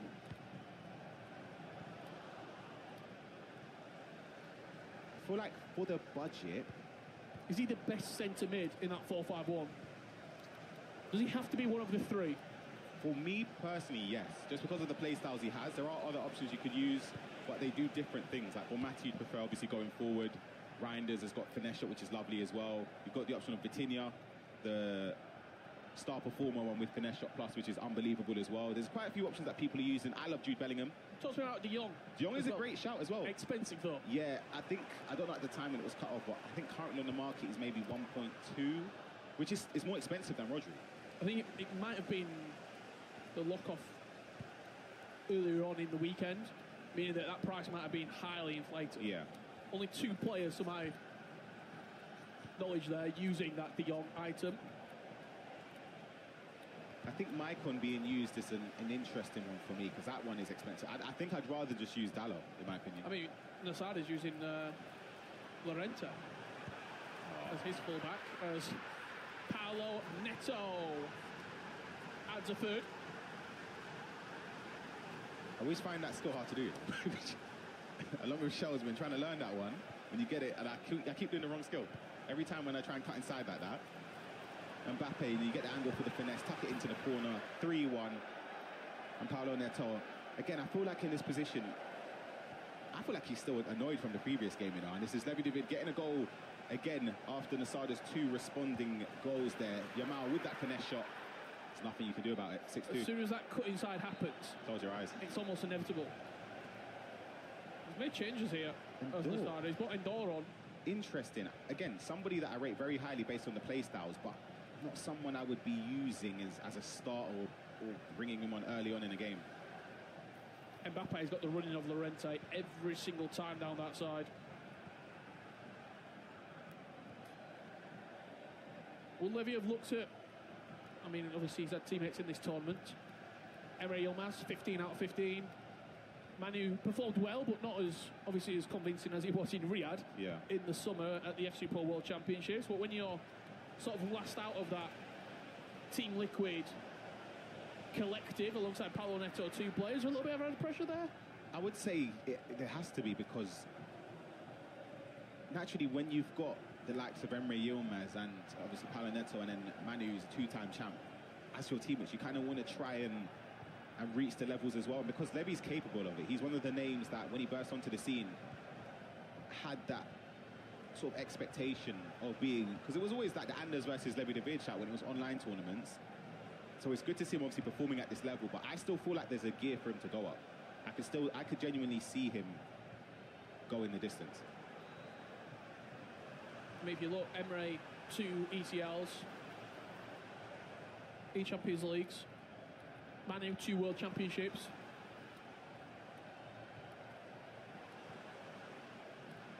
Neither player picking up the FC Pro Open, a tournament really that has been Anders Wehrgang dominated. If you look at the last couple of years we've had, final against PhD and winning last year against Oberon.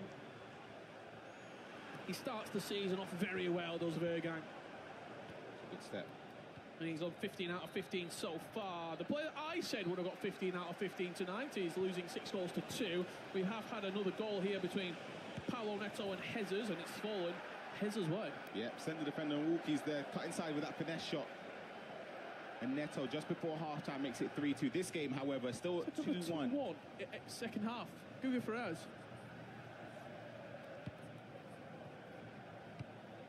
It's not looking good in terms of entertainment value.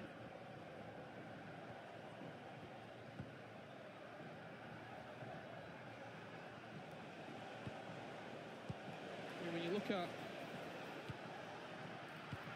goals on paper, 4 in the first game, scored the last minute equaliser in 90+2, and now we are addressing a 2-1 scoreline. Defensively, he has been very sound. One thing I like about how he attacks, though, when he recycles the ball is the R1 triangles, the passes. Because it just gets the ball across the pitch a little bit quicker than turning and using an R1A. It's very effective for him, but he's just... Very Nicholas-esque, very. Yeah. Very. I was speaking to Shells, he sort of compared him, saying he's like a modern-day Nicholas in a way. But I feel like I just want a bit more going forward. I think fair to say as well. We've seen, obviously, nearly 180. Do a bit of mental math there quickly. Minutes of FC on this stage at the Pro Open. He scored 3 goals in about 25 plus minutes. But if you are... No one's been defensively astute in this entire process. I mean, people have conceded goals left, right and centre. Even the players that have got 15, Ryan, were leaking goals. Yep. Does this bode well? Or would you just like to see a little bit more in the final third as he's twisting and turning here, trying to pull Guy Barros into a position where he wants him. Play a look into Mbappe. Now we're going to see this byline getting worked. If it's not on, you're going to recycle and just dinks it into a position where Maicon is always going to be favourite. You smell that, Rich? There's a strong stench of nerves. And I can tell from it 100%. 100%. There's no way you've got the ball in that position with Mbappe and you're recycling if that's online. Jesus. 3-3 against Paulo Neto. We're just underway in the second half, so we'll join that game for a little bit now, but I've got eyes on our featured match. That's where I want to be looking at. The last 10 minutes in that game between Guy Barros and Guga Ferrez. Can Guga once again? Oh, what ball! Some late drama. Bombati over the top. Militao just too strong. That's actually brilliant defending from Militao. That ball was unbelievable, though. I thought Bombati was about to latch onto it.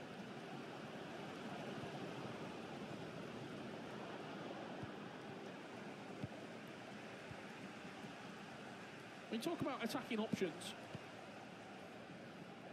are you surprised that we've not seen... I asked the same question, I think it was week 1 to Shells. Obviously, we've had more promo items in the game now. Yeah. Are you surprised that Pina's still dominating? No. Especially when there's a budget.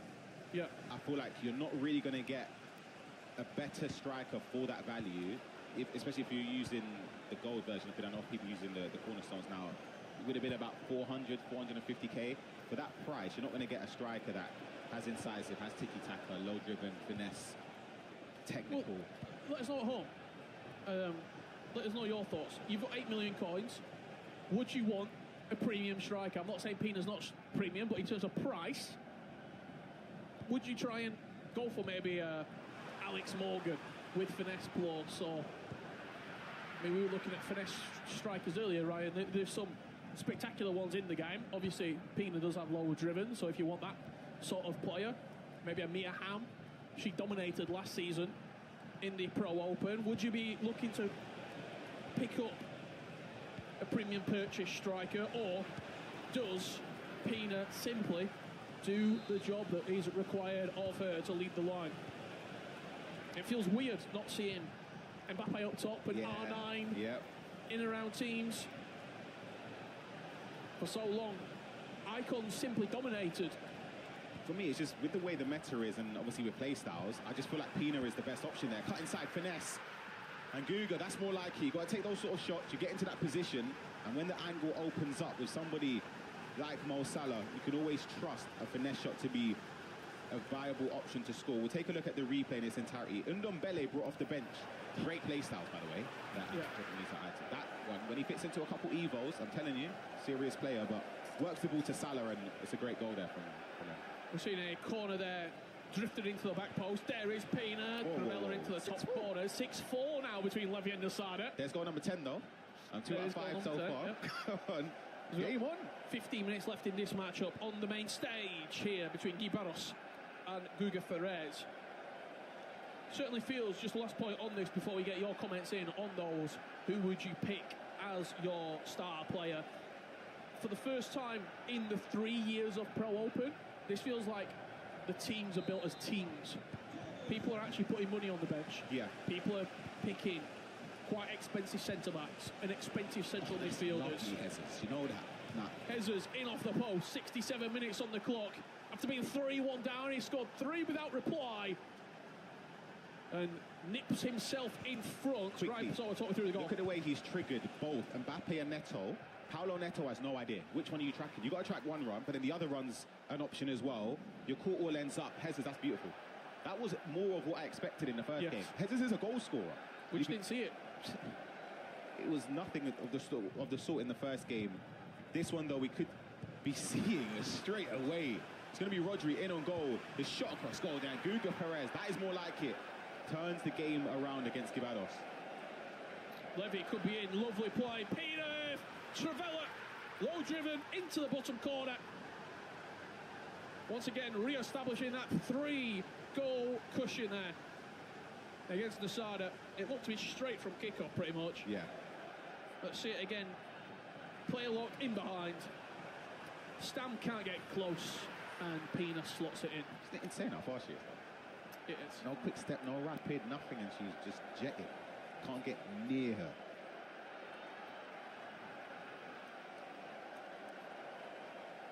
Let's have a look what else is happening here. Guy Barros psyching himself up for a big last 10 minutes here. He's already faced Masada in this group. It was a 7-3 defeat, and he will take on, in the final 10 minutes, Guga Perez.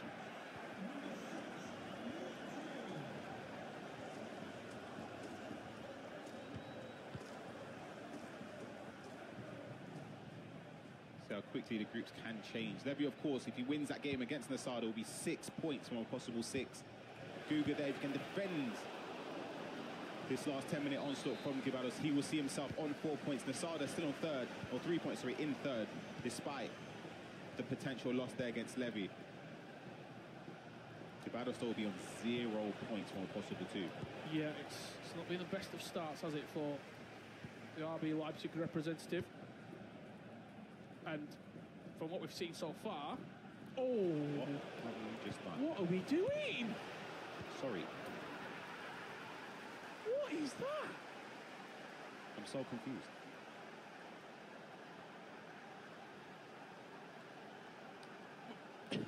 No, no, bro, I gotta say that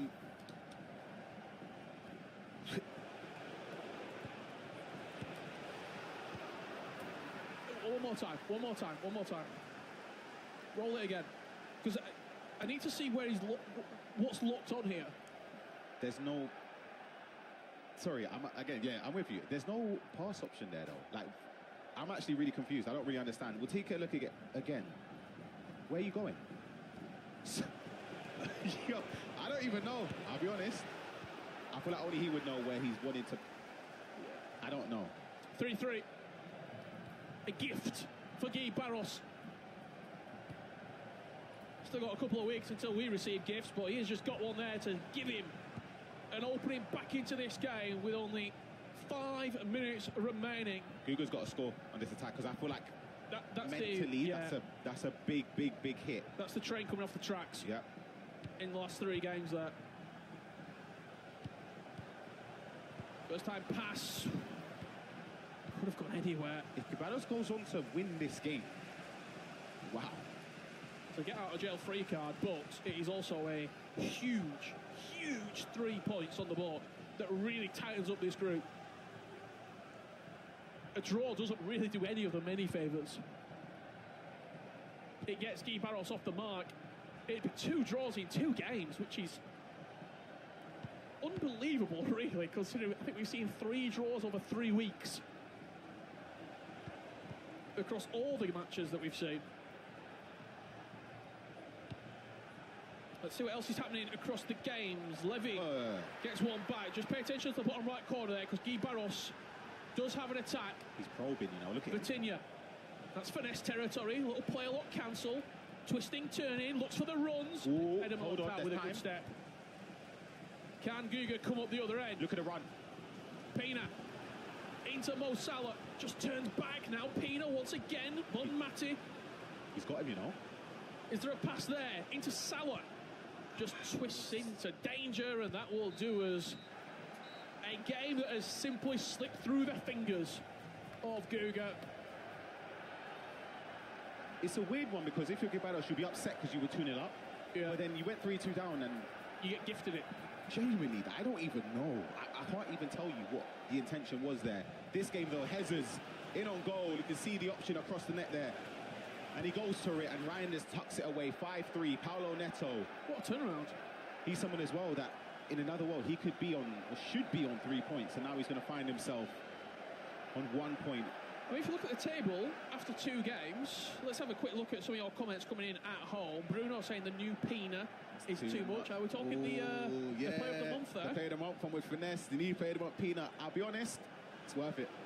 I'm saying that right now. Pina with finesse. You lot see what she's doing. Come on. Sink foot, Morgan Ham, Henry, even goal CR7, anyone but Pina. She's been punishing people. You can see that one right there. That's a punishment message. Yeah, that's a... There might have been a tear. 4 or 5 goals in champs conceded. I'm with you, though. Trust me, I'm with you. But with the way the game is with play styles, Pina's just something else. We were just talking there very quickly, looking at the table. Levy's going to be top, 6 points out of 6. Pretty comfortably top as well, because Guga is going to be on 2. Paolo Neto's going to be on 1. Hezer's going to be on 3. Nasada's going to be on 3. And Guy Barras can be on 1. So there's distance already from Levy and the rest of the pack. If he can continue winning today, he might have top spot sold up if everyone else keeps dropping points to each other. When I was speaking to a few coaches online as well, they were saying how they think this group is going to be the most tightly compact in terms of like the middle pack. They'll see wins being taken off each other. So it could be the fact that Levy, for instance, is 4 or 5 points clear, but then 2 to 6 is tightly, very competitive. This game's not over yet because Paolo Neto has got one back. There's Pina on a finesse into the top corner. And with just over 5 minutes with injury time left to play, I'm intrigued to see how this wraps up. Let me see, Hezers. That talk about game management you've learnt from the coaches, I want to see it right now, because the old Hezers... We need to take one out of Nicholas's playbook here. Oh. You've got the gaffers behind you, but it's one thing getting taught it, it's another thing replicating it. The old Hezers either pushes forward and gets a goal, or ends up conceding and then potentially conceding again. Let me see, does he have it in his locker now with the coaches and their know-how? Oh, my goodness, to try and see 2 out. additional minutes. 2 minutes. It's a little bit risky. Just the... gives the ball away in a really, really poor way. And Paolo Neto has chance to make him pay. Good defending from Hezers. Pass out of the back. He's waiting for the time. Let's get it out. Full-time result, and there he has it. He's got the Iceman's coaches. It was melting a little bit. Yeah, I was nervous for him. Was Hezers, but he's got through it. A big puff of the cheeks. Ninja in pyjamas off the mark here in Group D with Hezers. That is 3 points on the board. As for Levy and Nasada, 8-4, and Levy is making this group look fairly simple at the moment. You could argue the game was done in the first 20 minutes. As we said, the amount of goals you concede against Levy, I know you can score, he's a top goal scorer, Nasada is in the scene, but when you're giving yourself 5 goals to get back into the game without conceding, not against Levy. Great save. Fantastic save, really. And that will do us full time here. Round 2 of the Pro Open. Levy David. Nobody can get near him at the moment. 6 points out of 6. As him and Nasada embrace. The action will keep on rolling here. Some of the best players on the planet going head to head. And coming up next, we have got a teammate matchup. Paolo Neto from Team Liquid against Levy David from Team Liquid. Let's have a look at what they got up to on Media Day. I'm Levi de Weert. I'm Guy Barros. I'm Medzers. And this is the comment section.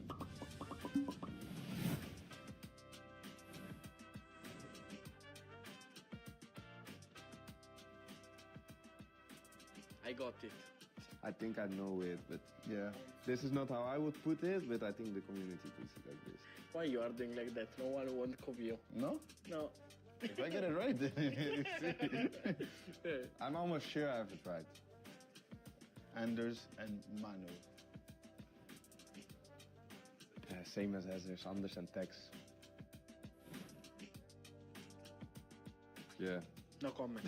Yeah, for me it's not a weird comment, to be honest. +1 for me and Gui. Why? Because we got like half. Because we were funny.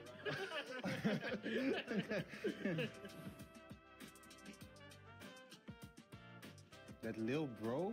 Yeah, Lil Bro makes me think. Yeah, that makes me think as well. I'm gonna change it now. Might not. So Lil Bro, yeah, I know, I want to put the name down, but I think I'm the same. Yeah. This Lil Bro, in my head there are two people I think of when it comes to complaining. Yeah. And it has to be one of them too. I'll put it, I don't have to think that much anymore. It's not my teammate. It's okay now. Stingray. Ooh, that's who you were going for. Lil Bro catch me. Got you, okay. Yeah, got me to Stingray. Lil Bro got me thinking about Anders. Anders. Ooh, that's ball knowledge right there. You know what my thought process was? Yeah. These UK, some of them are toxic, you know. That's why they say like Lil Bro. I saw Nick's this comment. Yeah? So you're able to read English. See, sometimes when the social can translate it, yes.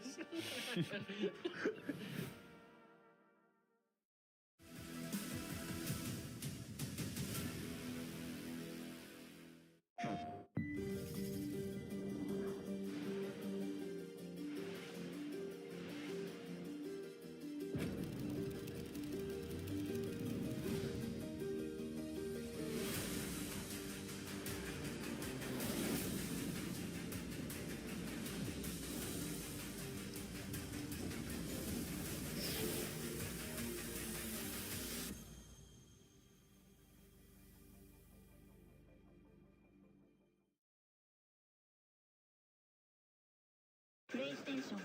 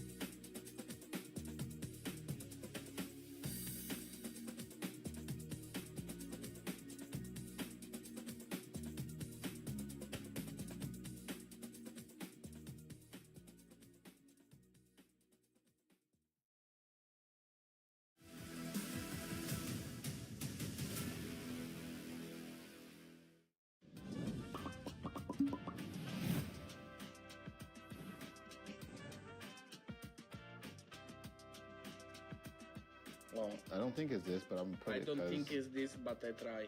I'm wrong, but Yeah. Auburn. Auburn screams a lot.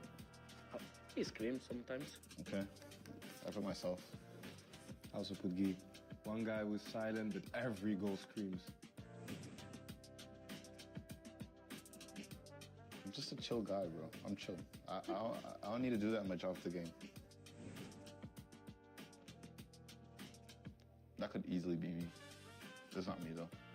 You have it? Yeah. Bro, we have it. You don't have it. It's And useless.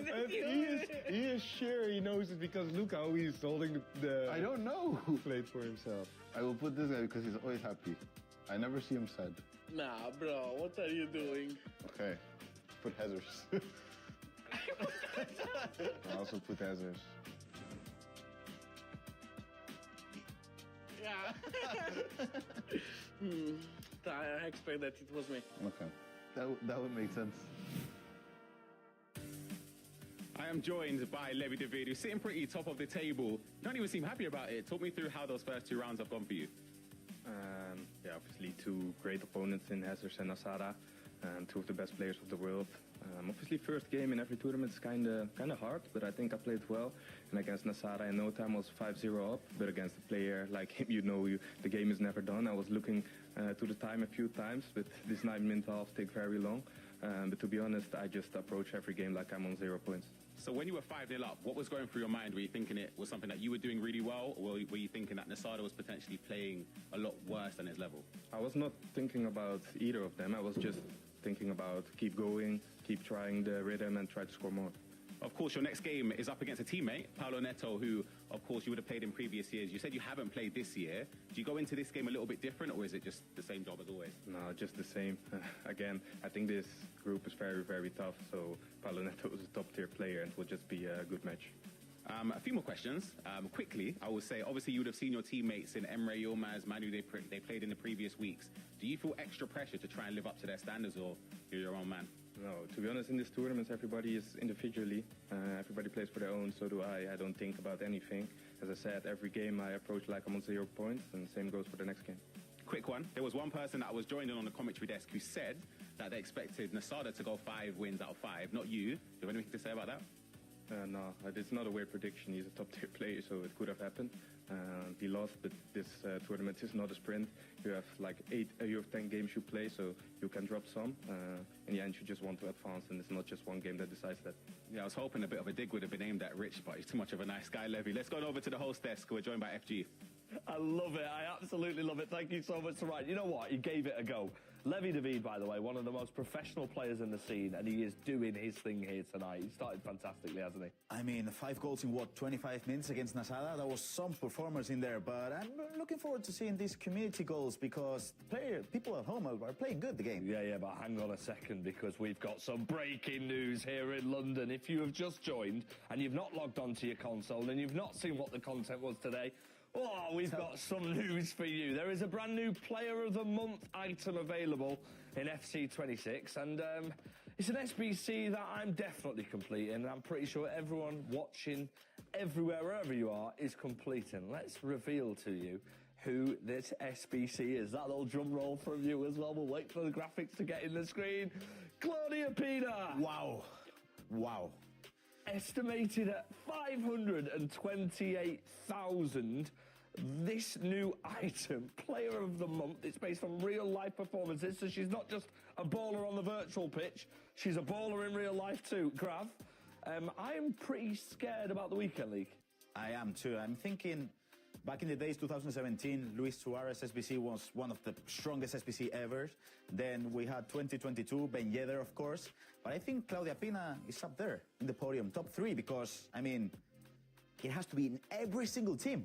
The playstyles as well. The playstyles, we can't compete. I'm going to start saving up. We also got a Yui Hasegawa SBC within the game, along with some other content. The content's been amazing so far. And I tell you what content's been really good on this show. Watching you guys at home perform on the virtual pitch. Me and Grav are going to review some of the goals you have sent in. Remember, you can do this every single week, and we can react. Grav, over to us. There's 3 goals. We're going to try and pick our favourites. We haven't seen these yet. Well, that's not my favourite. He's already Manchester United. But let's take a look at this one then, Grav. I mean, Man United, it seems like they picked this out for you, FG. Oh, wow. Oh, okay. Ward-Prowse. I thought he was a great defender in the game, but I've seen people using him as a centre-back, but I might try him as a midfielder because look Double tap pass. Whoa, bang. Wow. That's incredible. James Ward-Prowse. That is unbelievable. That is also an Ultimate Team, by the way. He's just branded that he's a Manchester United fan and stuff. Wow, what a goal that was. Let's take a look at goal number 2. In the screen behind us. Oh, it's another corner. Here we go. That's Mateo. No. Oh, that's an R3 flick. Wow. Have you ever seen that? R3 flick and then with a header? Oh, my. That's gotta be, I mean, it has to be a really great third goal to top this. It almost looks like it was a mistake. It looks like it. It almost looks I've like never it. seen that before, but wow, that was a great goal as well. So we've seen 2, and let's see our third goal. 92nd minute, 4-4. Oh, oh. Oh, the shot cancellation. It's just the composure. If you look at where you are in the state of the game, with Rodman, okay. These are getting better and better every week. Yeah, I've seen you do that Berbatov cancel to Casey last year. Yeah, I did that a few times to Casey as well, actually. We'll get that clipped up so I can post that. Right, quickly, goal 1, 2 or 3?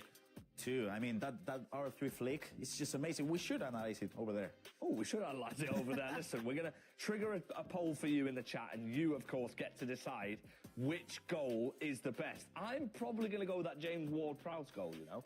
Wow, that was a good... Because that was a screamer. Or maybe number 3. I don't know, it's too hard. Listen, the choice is with you. Let's head over to our casters, one of whom has already had his curse strike here tonight. It's just, I try and bid predictions, and every time It wasn't the worst one I've I heard just from. curse the players. Goal 1, 2 or 3? I want to say number 3. I'm all in on goal 1. James Ward-Prowse. That caught me off guard, though. Yeah, that's a ridiculous goal. We're underway with round 3 of the action here. Myself, Richard Buckley, alongside former ePremier League winner Shells. Did it representing the same team Guga's representing here, Manchester City. Once this attack's come in here, he's up against Nasada. That's a early goal from Guga on the finesse. I want to ask you about Guga so far in this tournament. 2 draws. How important is that for him to get an early goal in a game and just settle a little bit? It feels very unsettled in all these games we've seen so far. As you can see with Guga scoring the 50th goal tonight to go 1-0 up. Yeah, of course. To be honest, even watching him in Atlanta with Guga, I feel like he's the next coming of Nicholas, that his South American rival. I think he's got that aura by him where he seems calm and collected. Of course, his 2 results in the previous rounds hasn't been so great so far, but he's looking to win it all and make a name for himself. All Team Liquids on the main stage here. Paolo Neto and Levi David. Levi, top of the table so far, 6 points out of 6. Bremer, the item that is represented with Paolo Neto. As you see the table there flashing up, 7 points as it stands right now for Levi.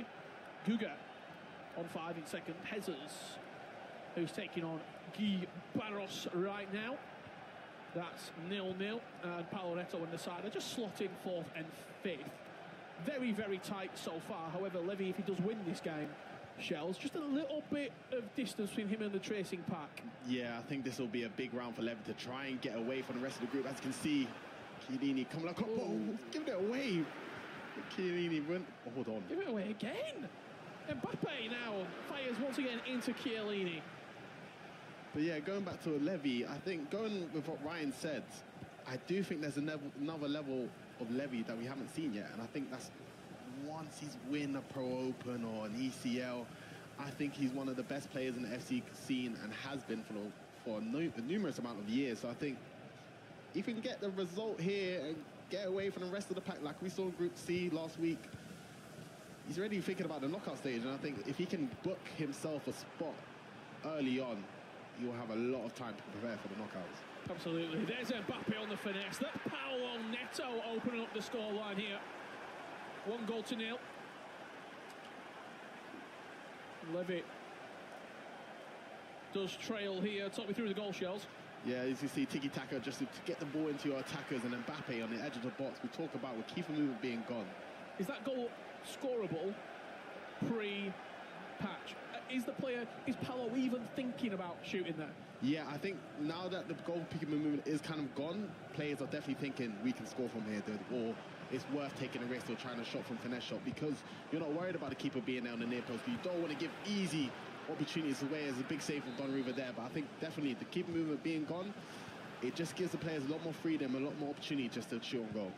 So it's not necessarily the actual mechanic of the goalkeeper being moved, it's more the mentality that the players have of he's not going to move his goalkeeper, so exactly. I can now shoot freely. Yeah, especially when you're playing against the best FC players in the world. You got to think, guys like Stinger and Anders, these guys are known for their keeping movement. As you can see, a first time incisive pass, Leao cut inside, and Barros goes 1-0 up against Hazard. You can speak about goalkeeping movement, Bucky. You just got to shoot. You do just have to take the space. Talk to me a little bit about the defending there. He was tracking multiple runners, but I just leave him a little bit open, or was that just inevitable? Watching it back, I think Hazard was a bit too passive with his midfielders early on. As you can see, when players get into transition, it's so hard to slow them down. You've got to make the right decision, but just a little bit passive from Hazard, I think. Levy gets one back there, 13 minutes on the clock, coming from the corner, it looks like. Recycle into Mbappe and a finesse into the top corner. Guga and Asada, only one goal separating these two at the moment. And it is the Manchester City representative with his early goal in the game. Not been anything else to report as of yet. One thing I do want to say about Guga's game, I do feel like it's quite low-scoring games. I feel like he likes to be in control. He doesn't want to let it get too out of his hands, but Nasada, he's known for scoring goals, so it'll be hard to contain him for a full 90 minutes. 2-2 and 3-3, both of Guga's results. As for Nasada, 7-3. And an 8-4 loss as Yamal just finesses that one wide. But you can see there already from the decision, you know, they get the space in the box. They're just trying to get the shot off. You said to be goals. And Guga with a lovely cross to the back post. That caught Nasada off guard. Do you like to see that? A little bit of variety? I do like to see all the mechanics being used, good or bad. I think it just shows the level some players are at compared to others. You can see a double tap incisive to Mbappe. Has managed to get one back. But I do like to see different mechanics being used, especially because I'm not one of the type of players to be using a lot of mechanics. I like to play my type of football in a way. So I think seeing inspiration in other people allows me to get an inside information, see what they're thinking, what they're trying to do, and try and add it to my game. Chiellini with a good step there. That could have been dangerous as Levy was probing in another attack. And Paolo Neto just simply giving the ball back to the man sitting top of the table on 7 points right now. Paolo Neto looking to close the gap. Pina driving. That's an easy goal. Just took the space. Reinders simply walked into the box unmarked. Defensive error or great run? I think that's great attacking play, to be honest. Of course, you know Levy's known for his defending, but Paolo Neto just attacking the space, using the technical dribbling with R1, just waiting to see the option, and he just slides it through to Reinders and just gives him an easy tap in. I think it was great attacking play, just using the space, and Paolo Neto scored once again.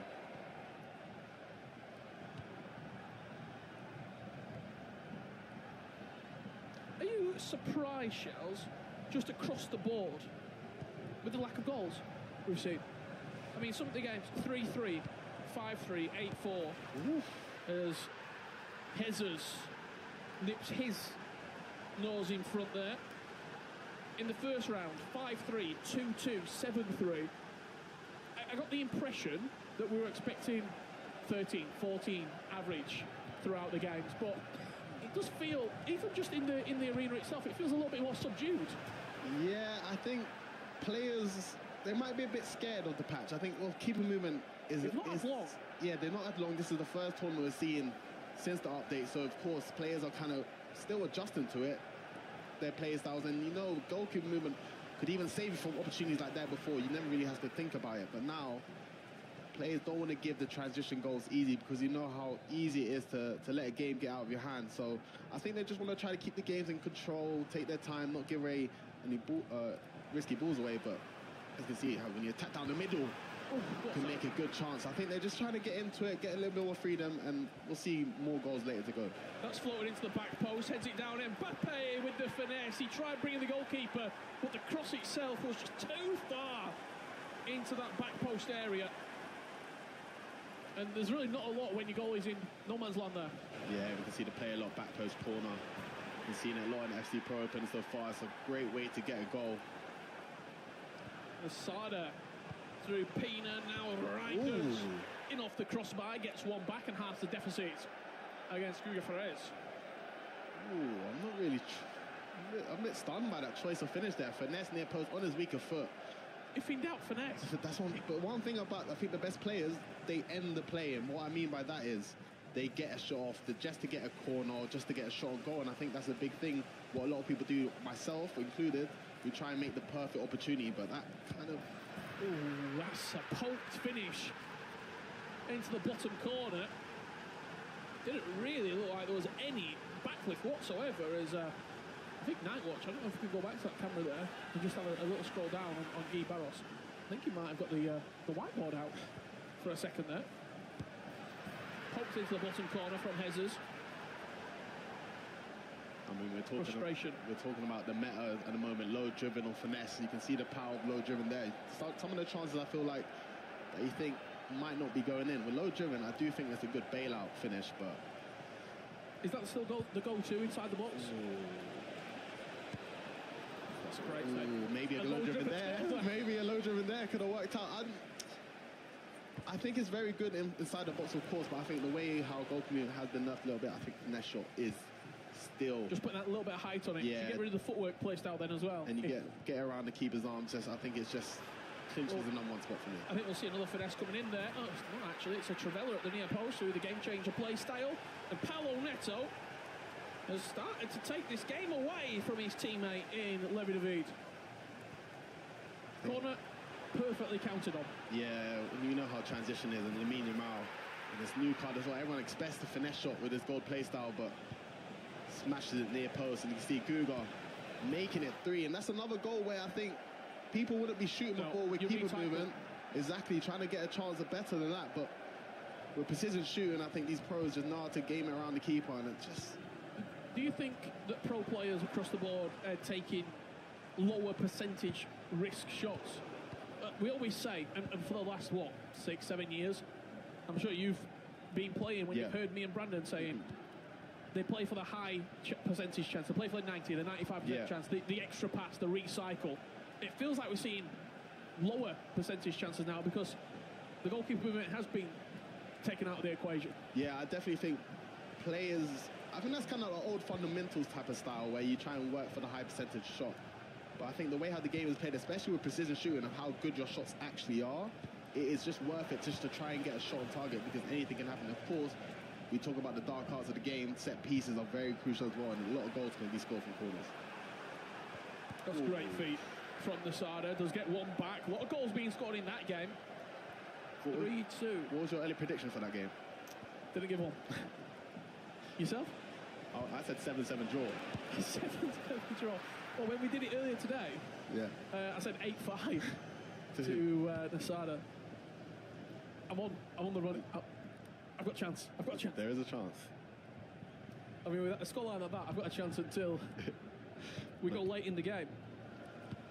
As we jump back on board here, Paolo Neto and Levy. I believe the last time I saw this game, it was 4-1. So Levy has got one back. He's linking up play very well here. That's a first-time pass. Mbappe just can't quite get his big toe to it to dink it over the onrushing All Black. Paolo Neto looks dangerous though when he's coming forward here, Shells. Yeah, I think this might be his... Has he given it away? Gives it away in the middle of the park. Nah, I think Paolo Neto, he's kind of gone under the radar in this group, but I've kind of had my eyes on him. I think everyone could take points, but of course the first 2 results was quite disappointing. But playing your teammate, if anything, maybe might be the most comfortable you might be playing against. We can see there the table as it stands right now. Levy on 6, Hezes on 6, Guga on 5 as Paolo Neto forces Oblak into a save. Paolo is on 4 points as that corner is drifted into the back post once again. Nasada on 3 and Guy Barros with the single point to his name. As Tiani Reinders will go into the book for the intentional foul. What are you making of the game so far, Charles? Yeah, I think Paulo Neto started off very strong. A bit not disappointing in Levy, but I expect so much high things from him. So it's a bit of being a harsh critic, but still a lot to play for. I think there's still a lot of time for things to turn around. You can see Levy with a L1 square switch, looking for his reset. The one thing I like about Levy, it seems like his mental side of the game never really affects him. You still see him trying to take risky passes, but he's also trying to play calculated.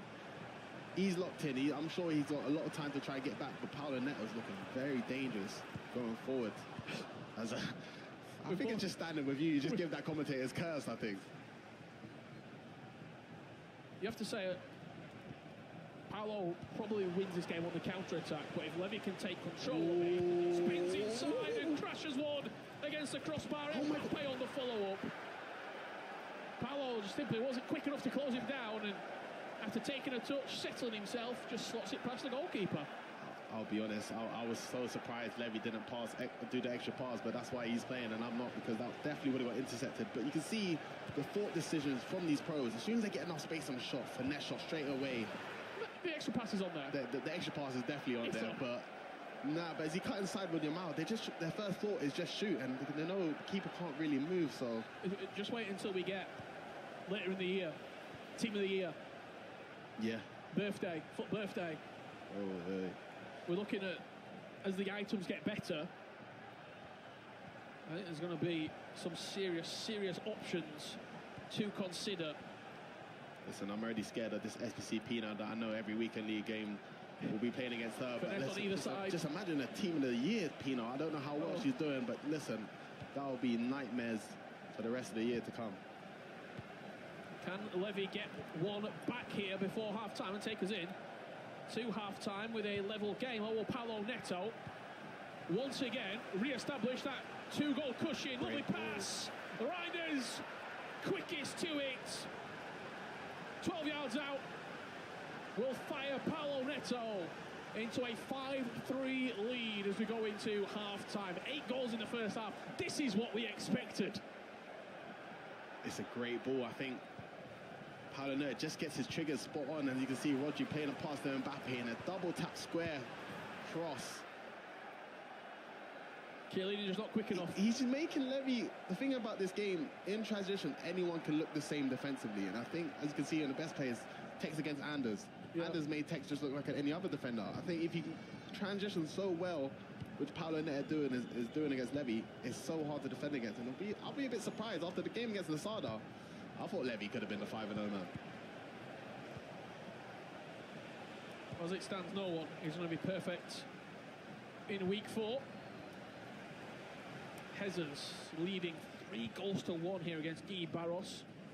Just having a quick look over behind us, that other game taking place right now, still underway between Nasada and Guga Perez. There's one back for Guy Barros. Once again, guess who? The scorer.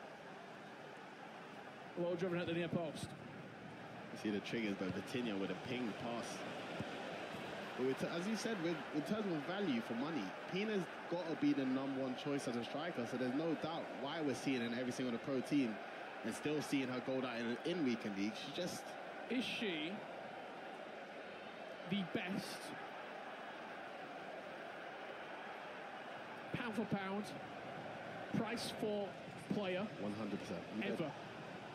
Okay, I don't know. Talking about, I'm going all the way back as we see some Mystery Nation guesses here coming in. AJK saying, is it Poland? Wilhelm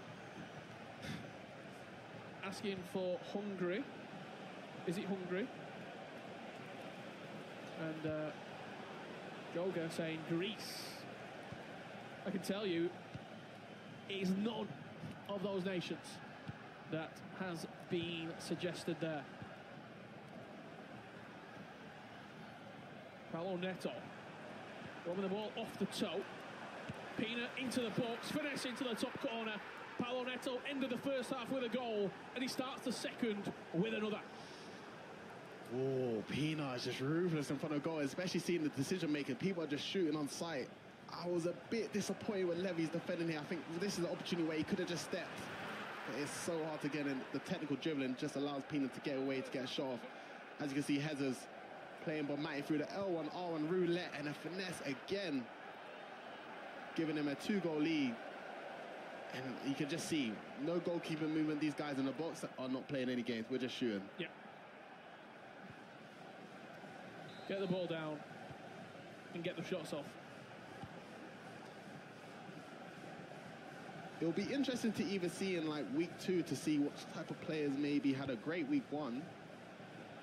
How does the patch affect them? How does the patch affect them? Of course, Anders, we don't need to disrespect him. We know how good he is, but keeper movement was a big part of his game. So it'll be interesting to see the results next time round. But focusing on this group here. Yeah, look, that holiday update came in. Obviously, this is the first group that has been significantly affected by it. Yeah. We've had smaller title updates in previous weeks, but Anders, who is, I want to say, he's got a lot of attributes, he's got a lot of skills, but his goalkeeper movement was one of the best in the game. Yes, it was. How does that affect his gameplay? Because when you also have the goalkeeper movement that you know you're very good with, you can be a little bit more aggressive in defending. Yep. I'll be very, very intrigued to see when we come back, January 5th. Group A will kick back off. Anders Vergang back in action. Will he be the first ever player to go 30 out of 30? Just creating chaos. Great save from Khan. And talk about maybe goalkeepers being removed. I definitely think the best option on your keepers is to try and get that far reach play style just to give you any chance of stopping these finesses. You can see Green. He ain't stopping that one though. Vitinha opens up the body, finds the top corner, and Guy Barros back in this game.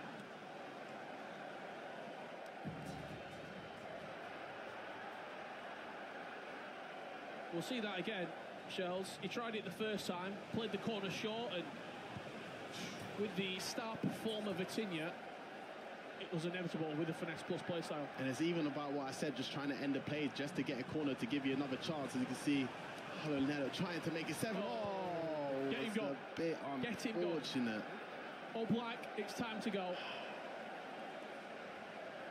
But as you can see, I think what I was saying earlier, you've got to end the play. You want to give yourself an opportunity, and I think with precision shooting, anything can happen. But sometimes when it's not your day, All Black, you got to be saving that one. Going back to Lasada versus Guga.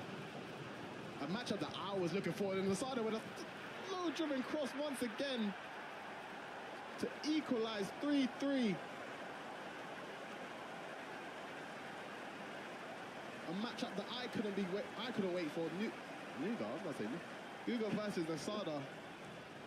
The second time we've seen this double tap cross. Again, just in the gap, finds the top corner. And 2 players from the new guard, you could say, coming head-to-head in this particular matchup in the all-team liquid affair. Paulo Neto putting on a clinic here. I think an underrated thing this year is the little L1 triangles. Not necessary to break the line of defense early on in the phase of attack, but just around the edge. It's so hard to defend against. You've got to watch the first-time passes. But the cheeky one over the top always seems to cause problems. Mariona twisting and turning, quite slip Yamalin on that right-hand side. It seems crazy to say, but even at 65 minutes on the clock, if Levy was to get the next goal, is there a chance he could get back in this game? 100%. Of course, a player like Levy finding his way through with killing Mbappe. Listen, he's got the one. He is still trading 3, but with 9-minute halves, and especially guys like Levy, the weird, he's not unknown to any type of situation. He's got the skill level to win these tough games, but still a lot more to do, but he's managed to get one back. Mbappe is just different. As we see Hezers up against Guy Barros here. That's Pedro Neto. Got Paulo Neto on the mind. with Jesus. As we're going to jump back into this game here, Nasada and Guga, this would be simply unbelievable if he got 3 draws out of 3 if Guga was to split the points here. I mean, he hasn't lost. He didn't lose in Atlanta, so he's also not won yet. True here, but as you can see from in the group stages, every result is big, and I think the 2 draws, especially the first one where he was trailing against Paulo Neto, I think that was a big result for him to come back. It's a big win of the even ball this, there. Nasada 3-3, that's a good result. It's as harsh as to say, and I know all result matters, but hold the phone. Don't call this one in yet. I said the next goal is big. Levy got it. He then quickly compounded the misery and added a second. And Paulo Neto just has to switch on here with 20 minutes left to play. See Levy finding Kylian Mbappe on a finesse once again. And one thing about Levy, his mental side is probably up there with the best in the game. Yes, we all get frustrated at times. We all get annoyed, as you can see when Levy was talking to his coach when he conceded. Ooh. But nah, there's still a lot of time left. 9.5. Things can change. Momentum can switch. I'm getting flashbacks with a few of these finesse goals. 2019. First time finesse. I've still got a couple goals conceded. That still is in my memory, but all we're missing is Danny Hackerback to get up and start screaming. There we are, back in time. Pina, is there a finesse there? Not quite. Twisting, turning, waiting for the space. Guy Barros just trying to open up a pocket here in Hez's defence, but he has defended well there and forced Guy backwards. Once again, trying to probe through. Neto on the finesse. What a save from Khan. There's great composure from Guy there just to keep the ball in possession. As you can see straight away, when he gets around the edge though, we're just shooting, which I think is a key part to his game. It is causing dangerous opportunities for him, so he's even trying to work the finesse there with Neto. Just look at the bottom of the picture there. See him creating a little bit of space. Yaya Toure now, but he gets intercepted. But what he's doing, he's maintaining the attack here, Shells. But even when you've got to worry about someone that might finesse a lot, you've got to defend them a bit differently because you know what they're looking for, and that will give the easy passes for the incisive or tiki. Nasada and Guga Ferraz. Has there been late drama? It's Jeremy Doku off the bench for Nasada to edge his nose in front as Levy David strikes into a whole heap of bodies there at the back. Paulo Neto defending with everything he's got. Big goal for Nasada. That's a big goal indeed. I think a bit unfortunate from Guga, to be fair. I thought he defended it quite well, but the incisive pass, that's the power of the play style, what he can do sometimes. But Nasada, I'm telling you, I had my eyes on him. He was the first pro that actually made me feel like I actually can't do it. It's time to retire. It's time to go. It's time to go. The new kids are here. Well, you can see what's coming up there. Levy will take on Guga Ferraz as that one finds the bottom corner, and Paulo Neto just steadies the ship. Was getting a little bit rocky. The waves were bouncing up over the side, but with that goal, with a 3-goal cushion, and with only 15 minutes left to play, is Paulo Neto on safer water, Shells. Yeah, I think that right there might have sealed the deal right there. The pinged pass into the middle, just a low driven. Hold the phone. Oh, Guga. Guga loves a draw. And Mariona finds the top corner. He does not want to lose. There's a world where Guga go undefeated in the groups, but not be in the knockouts, but he hasn't lost a game. Let's see the final moments of this game. They're going to kick back off very, very soon. Penny for his thoughts. Penny for his thoughts as well, Shells. Yeah, Nasada, he wants to win everything. You can see in the interviews before. He just wants to win and show what he can do. But he'll be disappointed to concede, especially after getting a late one there. I spoke to him actually just before we kicked off, sort of saying how he's feeling. First big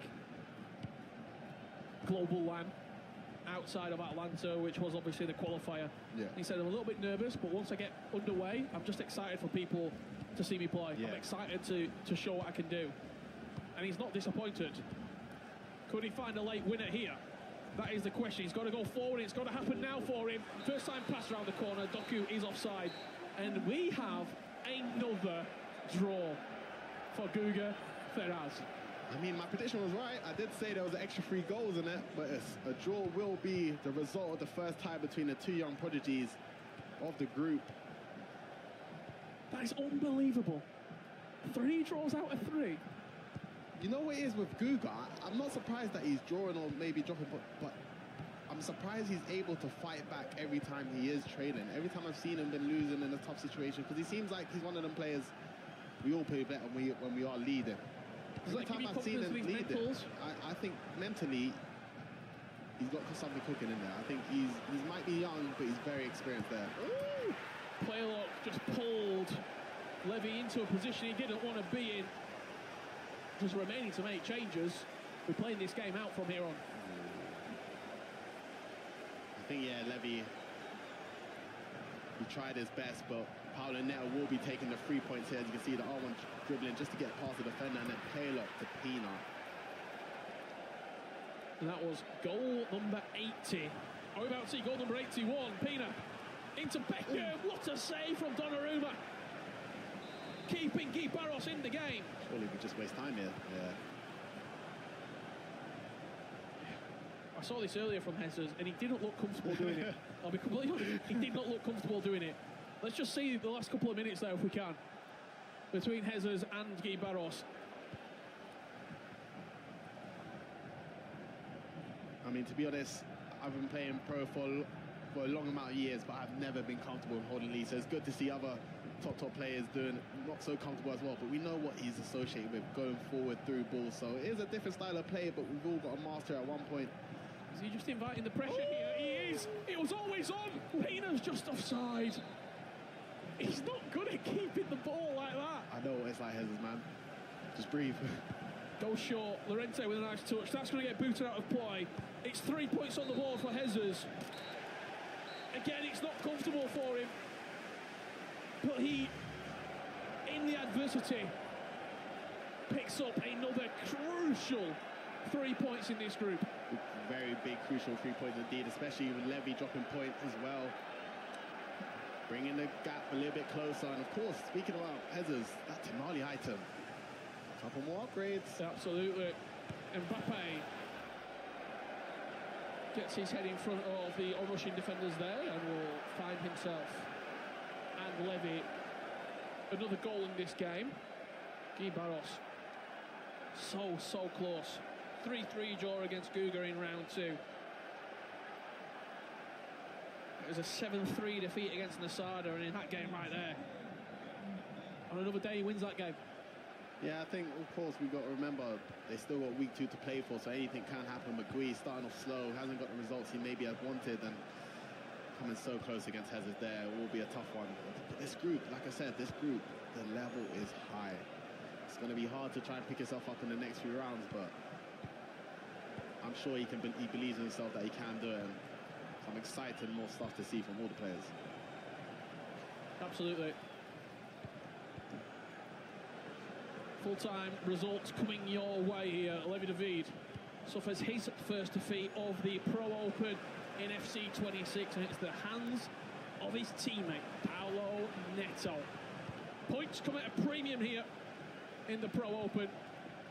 And Paulo is adding another 3 next to his tally. And will it be a 10th goal of the game? Not quite. Does have a corner though. Sometimes forget it and have these players still going at it. Goal difference is a big thing, so even scoring there for Levy not quite could be a big impact in week 2, but Paulo Neto has taken the 3 points off his teammate. 15 goals scored in that game. Shells, very quick. Your opinion there on the 3 games we saw. Another draw for Guga. Paulo with a big win. I think a big win for Paulo and Jesus, 2 massive wins, but Guga, I would say another big draw. And I think it's funny to talk about draws and think maybe a bad result. Of course, listen, Nasada is not a joke, and I was thinking that would be one of his toughest challenges, but that draw's not too bad. Yeah, absolutely. There's been some fantastic games and goals scored here throughout today. Before we kicked off round 3, there was the goals of the week sent in by you at home. We saw some